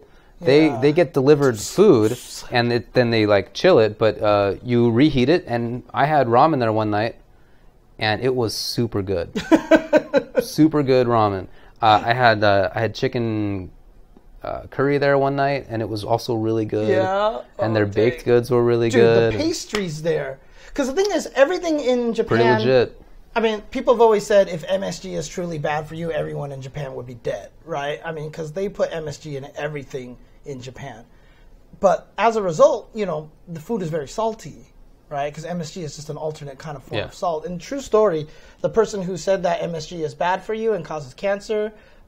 did a study on MSG, and he found no results, and he didn't want to have no results, so we made that up. Oh, really? Yeah, so MSG is actually not bad for you. It does cause a thing where like you can make your mouth feel kind of weird or whatever like that, but it's not bad for you. It's not bad for you. There's nothing bad for you about MSG. But like, you eat all the salty food there, and so like every time I was in the 7-Eleven, I had to get like one of those pastries, and like that egg cake thing was so good. That was very good. Oh my God. Look, agreed. I ate so many damn pastries from 7-Eleven, it wasn't even funny, dude. Like, everything was so good there. It was really good. We didn't go to Capcom or Bamco headquarters, but as I was walking around one day, I did see the Bandai headquarters. I saw the building. Cool. Oh, actually, no, did you? I should ask. Did you end up going to the Bandai headquarters? No, I did not. Okay, I did not. I never got a chance to go. So, but we definitely went karaoke a bunch of times. Oh, did you? Okay. Yeah. That's right. Yeah, you did. Yeah. Yeah, I went karaoke, and again, I know like you're always scared every time I try to sing or whatever like that. But like Steve's girlfriend, right? Like I was singing a song, and she just looked at me, and she was like, "Damn, you could really sing." Good stuff. What a sport. Okay. Still don't know why, dude. We're gonna go karaoke one day. Gotta look at her bar tab, see how deep she was at the time. Damn, dude. So mad, dude. But no. Also, but honestly, what was the last thing I want to mention? Well, dude, the 7-Elevens, the Famvimas, and the Lawsons, like you can't walk like 2 feet without running into one of those things. Those things are everywhere. Those are definitely all good. Yeah, I didn't have like I didn't want to do the hang out and play video games thing in Japan, and I don't care about, you know, what I wanted to see was history. Right. Yeah. That's what I cared about. So James and I walked around a little bit, and we saw some historical stuff. We saw the Imperial Castle grounds and where Edo Castle used to be burned down. So, I mean, thanks to you, I got to see a lot of the history stuff. I did go see the Sky Tree eventually because we had been to all the other towers. But by the time I got there, the weather was so bad that I literally couldn't see anything. Oh, okay. You just looked out the window, it was just fog. That was it. Like, the only way you could see something is if you, like, really lean down, you could see little bits of lights and stuff like that. So I'll run it back, but I'm just glad that I got to go in there. And no, it's a very interesting place. The observation point is from 1,500 feet up in the sky. Pretty sick. Yeah. So I saw that. I went to go see you went with me to Sensoji Temple, which is like a very old Shinto temple. I even got to do the little incense thing. You did the thing. That was so cool. Yeah. Then I went to go see the Meiji Shrine to the Meiji Emperor, which is really cool. Beautiful grounds, forest, and just fantastic architecture. And I happened to see Hogan from Red Bull there, which is pretty cool. That is cool. And I mean, I wanted to go see a museum, 2 museums. One of them was closed. Unfortunately, it's going to be closed for a couple of months. Oh, okay. So it just was, not the right time. As I was walking to that place, I walked by a sumo wrestling arena. Interesting. I guess. Okay. And it turns out that they have their sumoing on Sunday. Okay. I don't know about exclusively on Sunday, but it occurs on Sunday. And man, I really wish that I had known that in advance. That would have been so sick. But tickets were sold out. But see, here's the interesting thing. Sumo kind of has that problem too, where it's like, I don't know if I want to support it because it's pretty shady. It's like all Yakuza'd up. And for real? And like the way the seasons work, there's teams, and so they'll throw matches to each other to like promote other. Like there's a lot of crazy stuff going on in Sumo. Yeah. But honestly, my favorite thing that I did in Japan was Hey Arcade, Tenyen, ST. Because I went back twice. So we were there very briefly, and I definitely did not win any games there because I hate Chun-Li. That matchup is so bad. But like, and then I basically wanted to leave. Yeah, and then you wanted to eat, so I was like, okay, fair enough.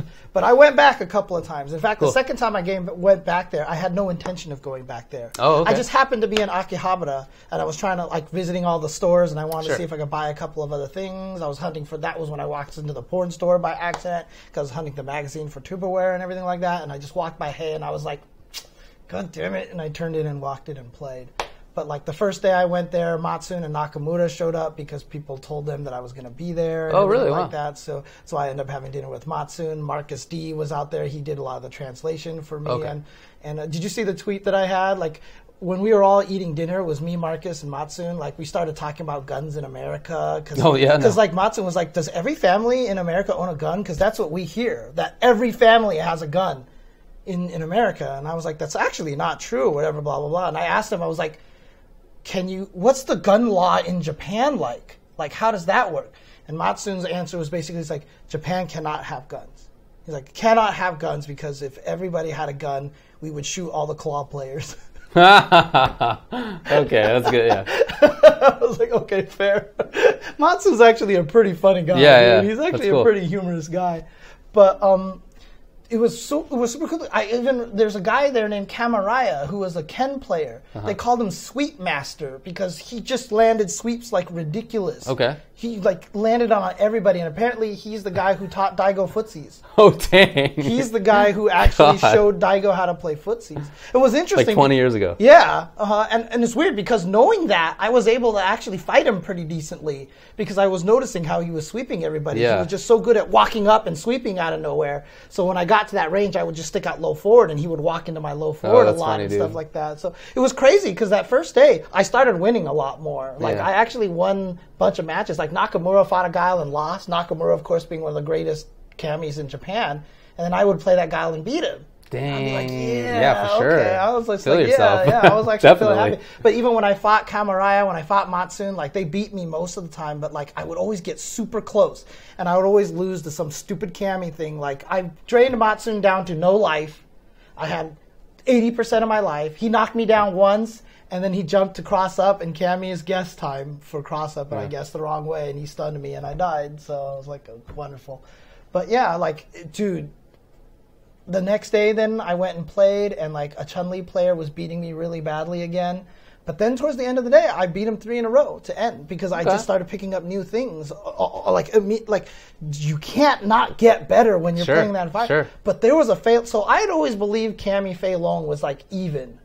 But I fought this Fei Long player who just destroyed me. Okay, sick. He would do a meaty chicken wing, and there was nothing I could do about it. If I uppercut, she would uppercut and miss, and then he would punish, or sometimes he would start to uppercut and then get hit, cross up by the chicken wing, and he would combo and everything, and he was destroying everybody. He never missed a chicken wing. Okay. He's like, chicken wing, chicken wing, chicken wing, chicken wing. I was like, this guy is ridiculous. And so at one point in time, I was just like, oh, Fei Long, very strong, very strong.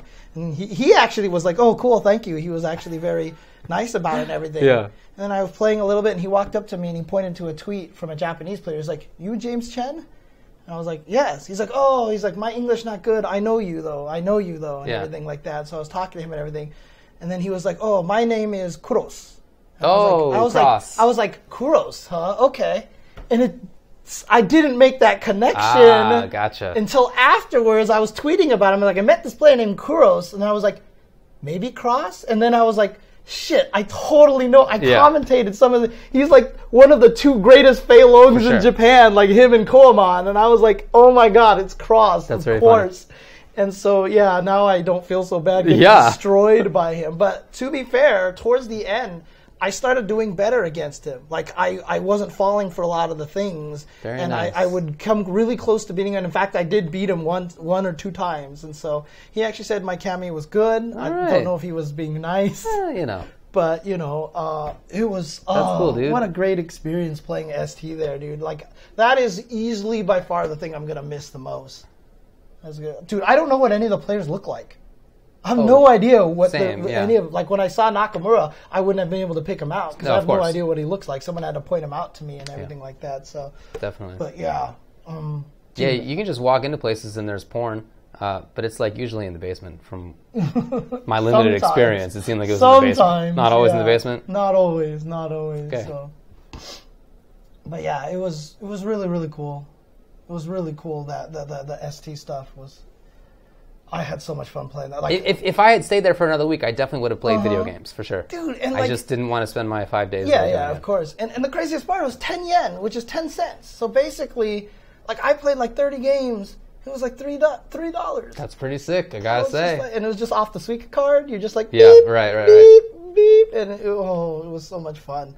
Oh, I had so much fun playing that. That's like 100% the thing I miss the most right now is being able to play there for that. So, although it's funny because Matsun was making fun of the controllers there. He was like cheap cost, but also cheap controllers. Like he didn't like the controllers there and everything like that. It's really funny. But yeah, oh man. Yeah, exactly. I've never seen anybody's faces. It has nothing to do with like they didn't look the same at all. Like I've just never seen them. Right. I've never legit ever seen their faces. So. Yeah, you're not saying everybody looks the same. That's the crazy thing too. So Primo Freak says he misses arcades. I hadn't had that feeling in forever. Yeah. Walking up to an arcade cabinet to play people I've never seen before, and I got those old school arcade butterflies. I know what you mean. And I haven't had that feeling in forever, and it was so great just to have that feeling again. God, it was so much fun. I didn't have any nostalgia from the arcades there. They're just so different. Oh yeah. It didn't make me feel in any respect like how arcades felt. Right, the arcades are different for us. Like my arcade experiences were very different than what arcades look like in Akihabara. I don't know how they are in the rest of the place, but. Like big vertical buildings that contain each level is like a different kind of genre, more and or it's less. Listed in the elevator most of the time too. Yeah. And then it's giant, and I don't know. It wasn't an experience that I like. It didn't make me wish for the old days in any way. It didn't make me think like, oh, I missed this, because I'd never seen that. Right. It was very different. I mean, honestly, I didn't get that feeling from the arcades. I got that feeling when I sat down and played. That makes sense. Yeah. And that's a completely different nostalgia that I was getting. I wasn't getting nostalgia for the old school arcade. I was getting nostalgia for actually playing in the old arcades against strangers that I didn't know before. Yeah. You know, but you're not hearing any like Marvel 2 Storm. That wasn't there. Why? There was Marvel 2 machines. There was actually a Marvel 2 machine. There was. That's true. So I saw someone. There was like it was some super janky team. It was like Dan, like Tron, Colossus, or something like it was that. just some stupid whatever. Exactly. Yeah. It's different than a tournament. It's different than a tournament. It is different than a tournament. Because a tournament is like, oh, I'm going to be out of the tournament, or, oh, these guys. Like, when you're in an arcade and you sit down, it's just like anyone, you don't know anything, and like the stakes are not as big, but there's still this respect that you want to earn in the arcade, which is different. Because at tournaments, different feeling. You go 0-2, you'll never see these guys again. But like when you go to an arcade, you play these guys, you may see them for the next few weeks. Right. You know what I mean? Every time you go to the arcade or whatever. It's just such a different feeling. It is a different feeling. I agree. So, yeah. Man. I don't know which Tron assist it was. We didn't stay and watch. So. But yeah, I'm excited. I would love to go back. And, oh, God, it's crazy. So the last few days I stayed at an Appa hotel, which are pretty cheap. What is that? they're just tiny little hotels that like you can get depending on how busy it is. Like the one that I stayed at was in Ningyocho that I just walked to. Yeah. It was advertised for like $40 a night. And then by the time I booked it, it was 60 because I'm an idiot because I just waited too long, right? But like it's actually pretty cheap. Yeah, even so, that's quite cheap. Yeah, and the hotel honestly was adequate enough. It's tiny, don't get me wrong, but like for not being in there and like being outside all the time. But then someone pointed out to me that like there's like this weird, crazy controversy with those hotels, and I was like, really? So I read about it. And basically, at one point in time, they started putting propaganda books in the hotel that talked about how the Nanking massacre was fabricated. Wow. Yes. It's like right-wing propaganda hotel. Yeah, where they basically said that, like, what? You know, Japan going in China and slaughtering thousands and thousands of people didn't actually happen. Right. And so now, like, I don't know if I can stay there anymore. I honestly don't know if I can stay there anymore. There's actually right-wing nationalist hotels. Yeah. That's, wow. Yeah. What an idea. And that was crazy to me. I didn't know. I booked it, and I tweeted out. I was like, I stayed at an Appa hotel. And someone's like, you should read about the controversy. I was like, what controversy? And I read it, and I was like, dang it. I don't think I can stay here ever again. That's wild. Okay. Yeah. That's crazy. Dude, I seriously looked it up. That's like, you can look it up right now. Just look up Appa Hotel and then look up controversy. That's all I typed in because he didn't tell me what the controversy was.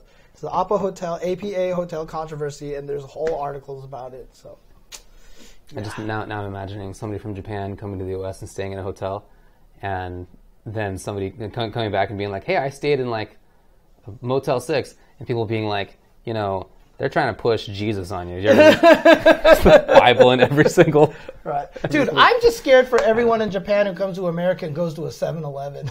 Oh, what a disappointment. Man, 7-Eleven has a bank there. Well, the bank company bought out 7-Eleven. It's called 7 Bank. It's 7 and I Holdings.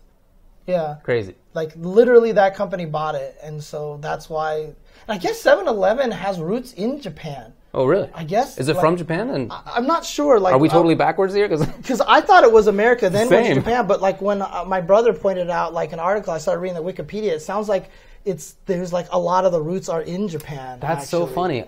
While we were in Japan, I legit made that joke.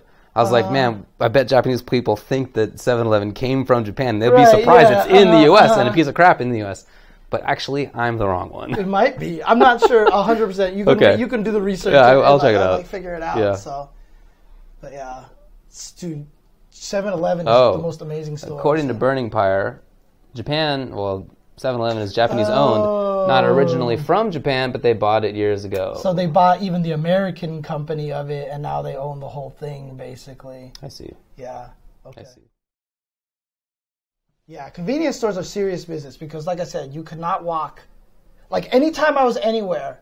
It's interesting, too, because, like, at all the places that I ate lunch, I never got soda with it because I always knew I could take 2 steps and buy a Coke from the store afterwards. You know what I mean? Sure. There's also vending machines constantly. Yeah, oh yeah. By the way, vending machines sell hot drinks. Wow. I couldn't believe it. When I was walking around to Sumo Temple and whatever, Sumo Arena. Anyway, it was really cold that morning. It never got above 40 until the last day I was there. So it was like freezing and below most of the time. And I wanted a coffee, but there was no coffee shops on the way that I was walking. And so I kept seeing these vending machines that sell coffee, but I was like, I don't want a cold coffee. You don't want iced coffee. Yeah. I can't handle that right now. It's like 25 degrees outside. So I finally did it. Finally got a coffee. And I was fully expecting it to be frozen, but no, it came out piping hot, like a can. Piping hot coffee. And really good. That's so crazy. Yeah. That's crazy. Oh, man. Yeah. I don't mean like it was a kind of coffee machine where it like pours out. It wasn't like that. It was like it comes in a can, like a Red Bull can kind of thing. And the can itself is hot. That's so weird. Yeah. But not so hot that you can't hold it. It's like really nicely done. That's crazy. Okay. But yeah, no, there's definitely a lot of cool things about Japan. Like I said, last day I was there, it started snowing, so I got to walk through the snow. It also rained when I was there, so you saw the umbrellas came out. Did you ever see Mount Fuji? I did not see Mount Fuji. No, Man, the whole time that I was there, it was too cloudy.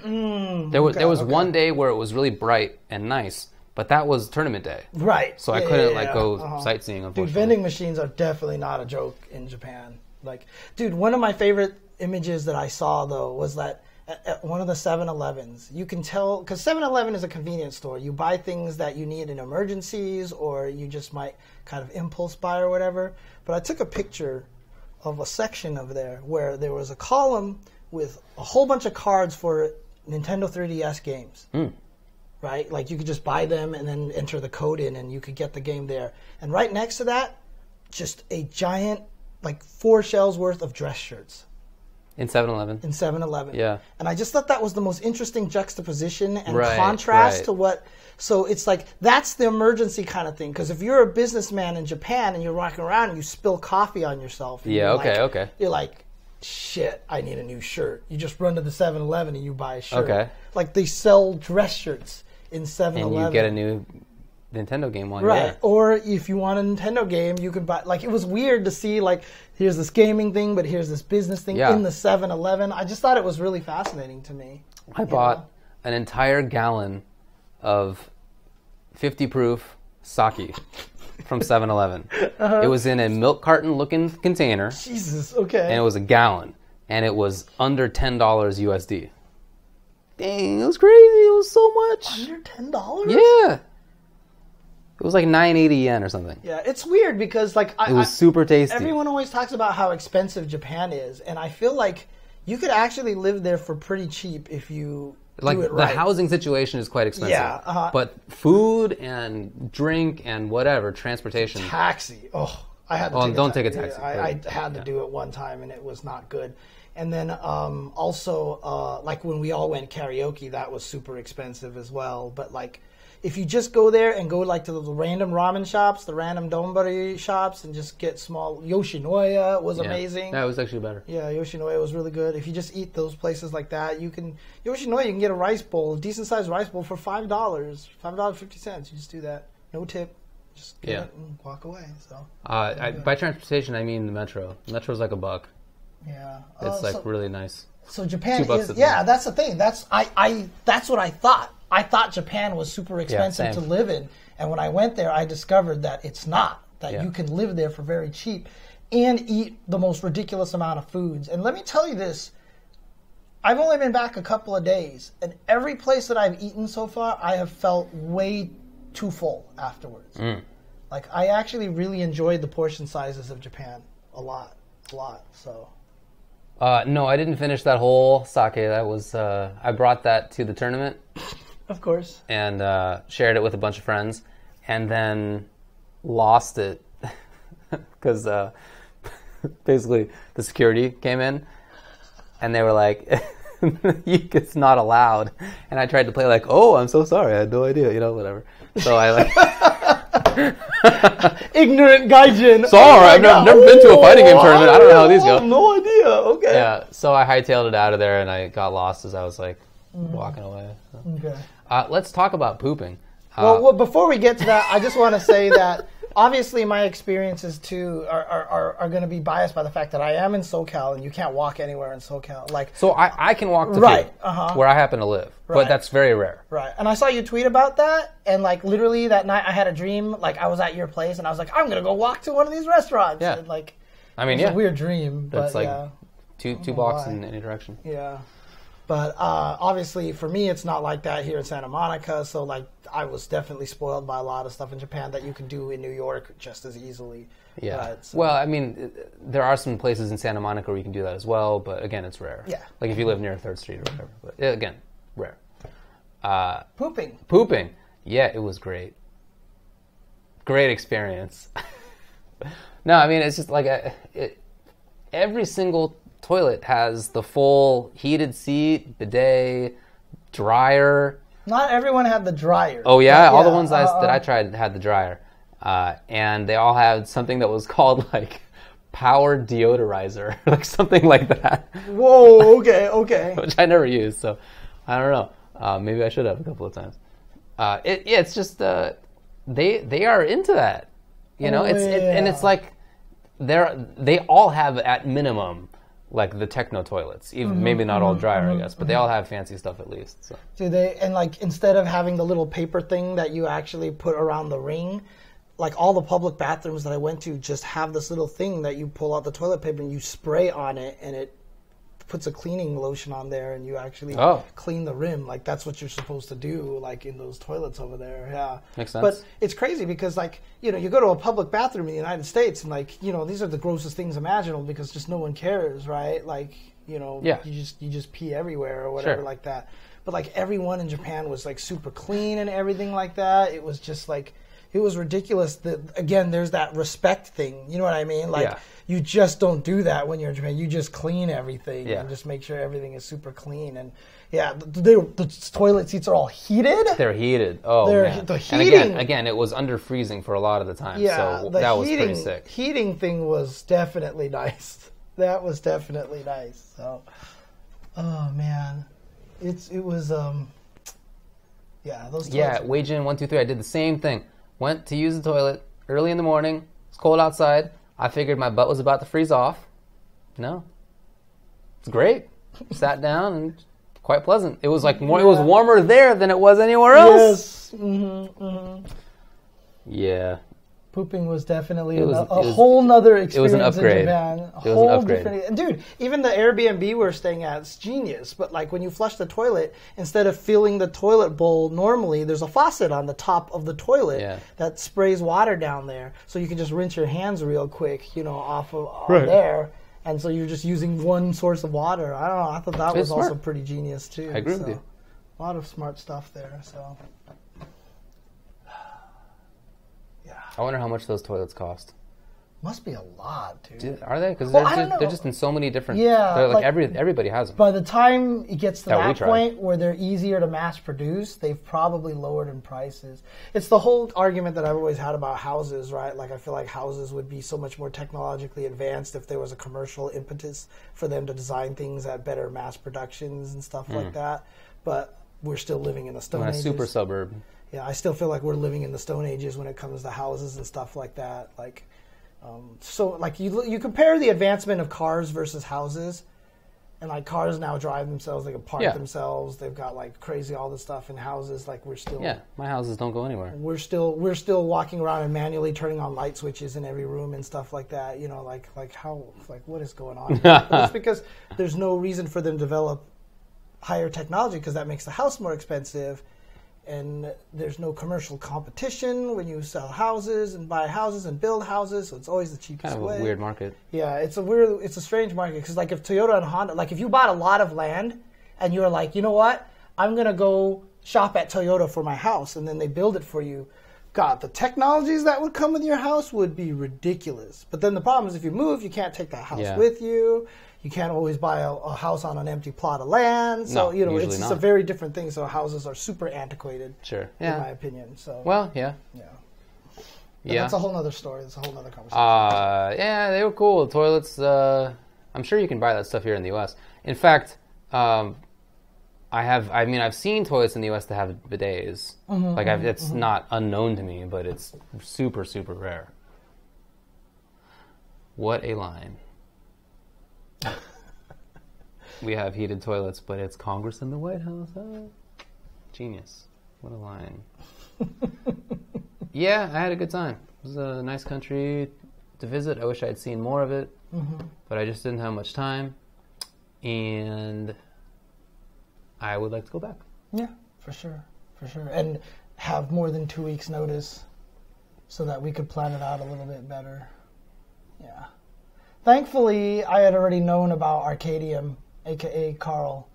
You know, he streams Super Turbo every Monday night, but he's a professional pet sitter by trade.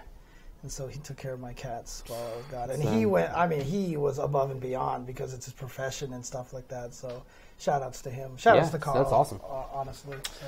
The Wi-Fi was nice. I carried around a pocket Wi-Fi all the time I was there. It was, I think, like $9 a day for unlimited Wi-Fi, unlimited bandwidth, which was great. You know, I just used it like normal.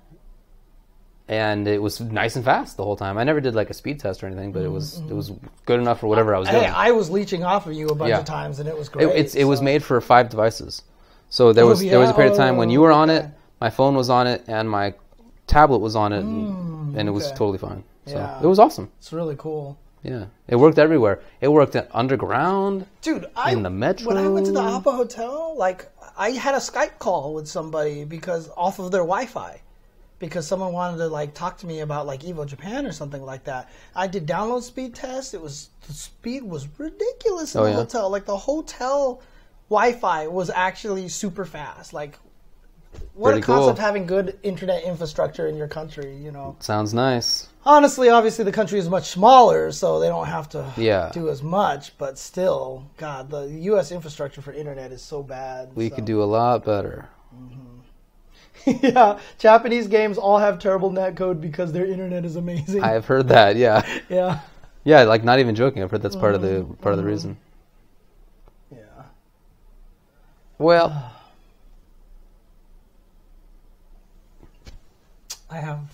I mean, there's probably a few more things, but I don't want to keep going. We've been going on this for a long time. Yeah, been rambling for a while. It was definitely a fun place. Yeah. I just wish that, again, I had been able to get out of Tokyo and that... yeah. I really want to go to Osaka. I really want to visit there. I don't know. For sure. But I just don't know enough to know what I would want to see. Would you go to a bathhouse? Would you ever go to a bathhouse in Japan? What does that entail? That's just basically like a giant spa place for everybody, except you're just naked and you just go into the spas with everybody else. Yeah, there's like particular connotations of bathhouse. Oh, not that kind. Like an actual, like you're there to bathe. Yeah, to bathe and just sit in steamed water and stuff like that. Yeah, I guess. I don't know. Yeah, okay. Is that weird? Just curious. That's all. When I was younger in college, I dated a girl from Finland, and she would tell me about how they had Finnish bathhouses, which are quite famous. I've heard of them previously, and they would all go and just like hang out. Oh, everybody's naked, and it was like the weirdest thing. She was trying to explain how it was totally cool to go with all of her high school friends, boys and girls, to the bathhouse, and they're all naked, and it was like no big deal. And I was like, I would explode if I was the guy and like cute girl, like my crush is like they're just naked, I would explode. Right. Like when I was like 14. But it's U.S. Right? She was telling that's the normal for them. You know, the U.S. is for us. It's not. So.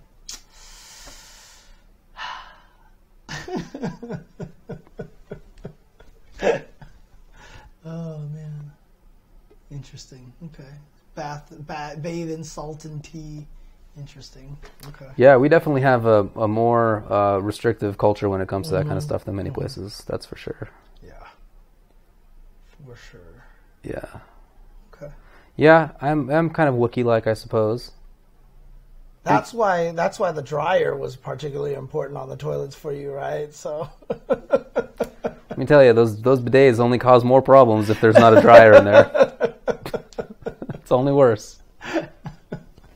Oh man.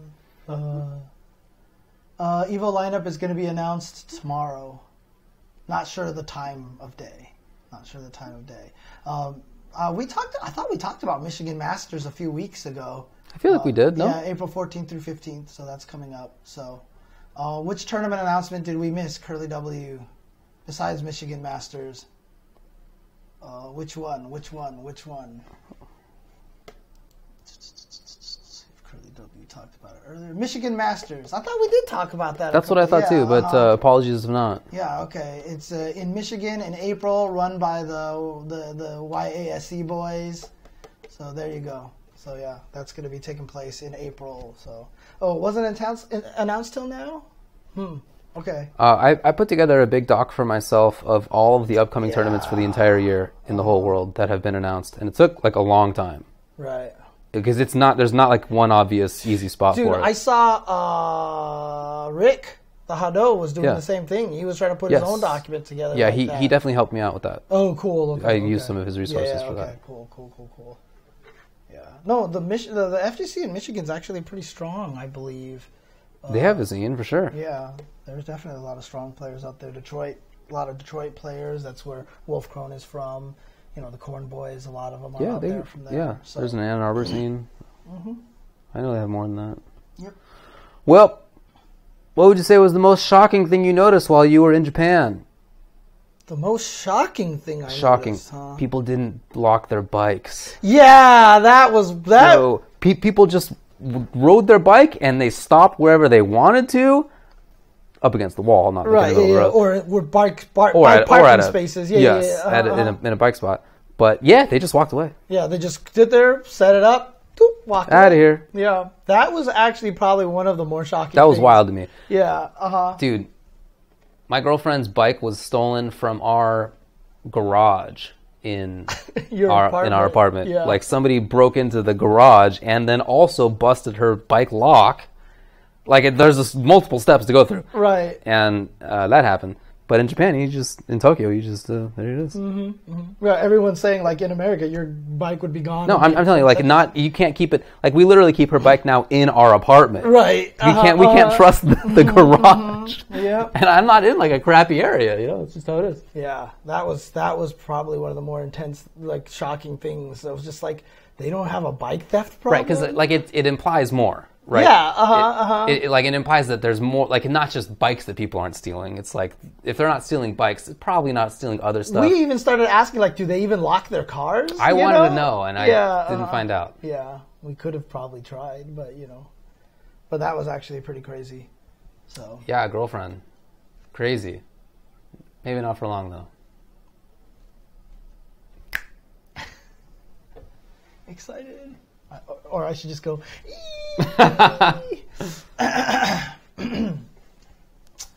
Okay. Bike theft isn't that uncommon in Japanese cities, huh? Interesting. Okay. All right. Anyway. I have nothing else to add to that for now. Let me look through my pictures, see if there's anything crazy. If I have any pictures here of crazy things that I want to talk about. Dude, the pastries stuff there was so good. When I was in Nakano Broadway, like there was just this place that I just walked by it. It's just the most amazing like baked pastry good smell, and I was like, and I got it. It's literally like pancakes with custard in there. Like they cooked it right there. Okay, yeah, they had warm good food. And fluffy, and they definitely had good food. That's for sure. Man, it was so good.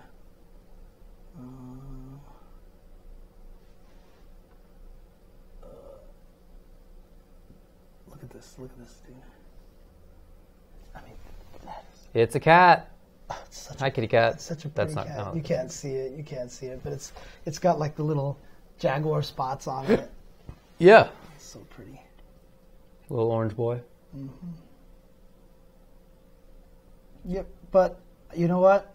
After I got home, my cats have not left me alone, basically. They have just been sleeping on me everywhere that I go. I hear you. They've been following me everywhere, so yeah, it's been super happy to be home for that reason. So that's a big part of why I wanted to get home earlier. Oh yeah, that's the other last thing I'll probably mention is just that, two things, right? One, when we ate at that sushi place, probably just tell that story. Remember I mentioned we were watching Guilty Gear Top 8, and the waiter came by and was like, oh, Guilty.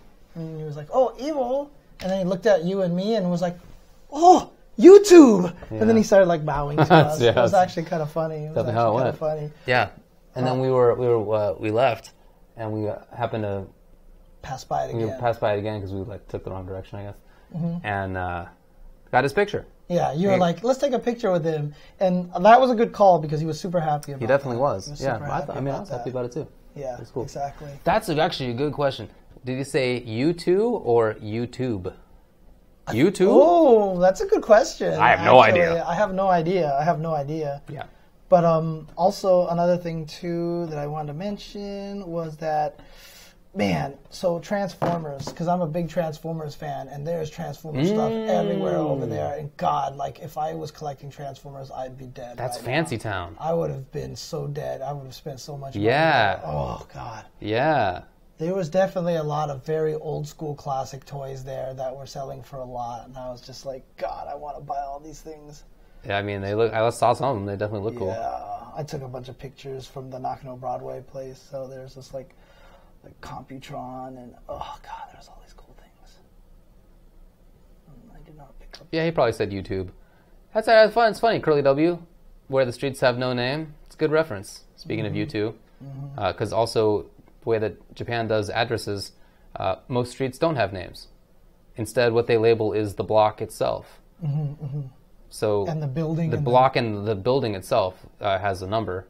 Well, I guess it does here too. But you look at the borough and then the block itself, and then the building, rather than having a consistent street name. Right. Some streets have names, but many don't. Where some streets have a name. All right. Yep, nothing else that I can think of from my pictures that I wanted to talk about. So. Never saw a Street Fighter tie. Nope. I saw, dude, the Final Fantasy store had a Chocobo tie. Oh, that's cool. I really wanted to get that thing, but it was like $60. Wow. $60 for that tie. Not only that, but I wouldn't be able to wear it on a Capcom stream anyway, so. Was it like obviously? Yeah, there was like tiny little Chocobos on it, stuff like that, so there's no way I can do that. So. Yeah. Okay. All right. It's 11:30. It's definitely Tuesday show for everybody now, except for us in Hawaii. Did you say us in Hawaii? Yeah, Are we in Hawaii? What? It's definitely the Tuesday show officially for everyone except for us in Hawaii. That's true. Yeah. Yeah, almost for us too. Yeah. So. Yeah, I guess I'm tired. That's probably what that means. So. Yes. Oh man, I saw the Asahi Beer headquarters as I was walking around, and it has a sculpture on top. This giant gold-colored sculpture, huge, Right. that is supposed to evoke the foam that's on top of a beer, like the head, right? It looks just like a huge turd, and I looked it up. Like, its official Wikipedia page says that locals call it the poop building. Oh man, it was so weird. And with that, Also, I saw a place that was advertising. So somebody told me that the way that they pour beers in Japan there, I think it was Tinchi maybe, said that they like having the foam on top. They like having the head. So I saw in a couple of bars that they advertise having the best head in town, like in English. I don't know if it's a joke or not. Right. Like, because I'm not sure. okay. But if I kind of hope it's real. I hope that they really are advertising that they pour the best head in town, because that's Because I was about to say, because a joke. That slogan could be on a lot of different buildings in Japan. Sure could, buddy. Let's get out of here. Bird it.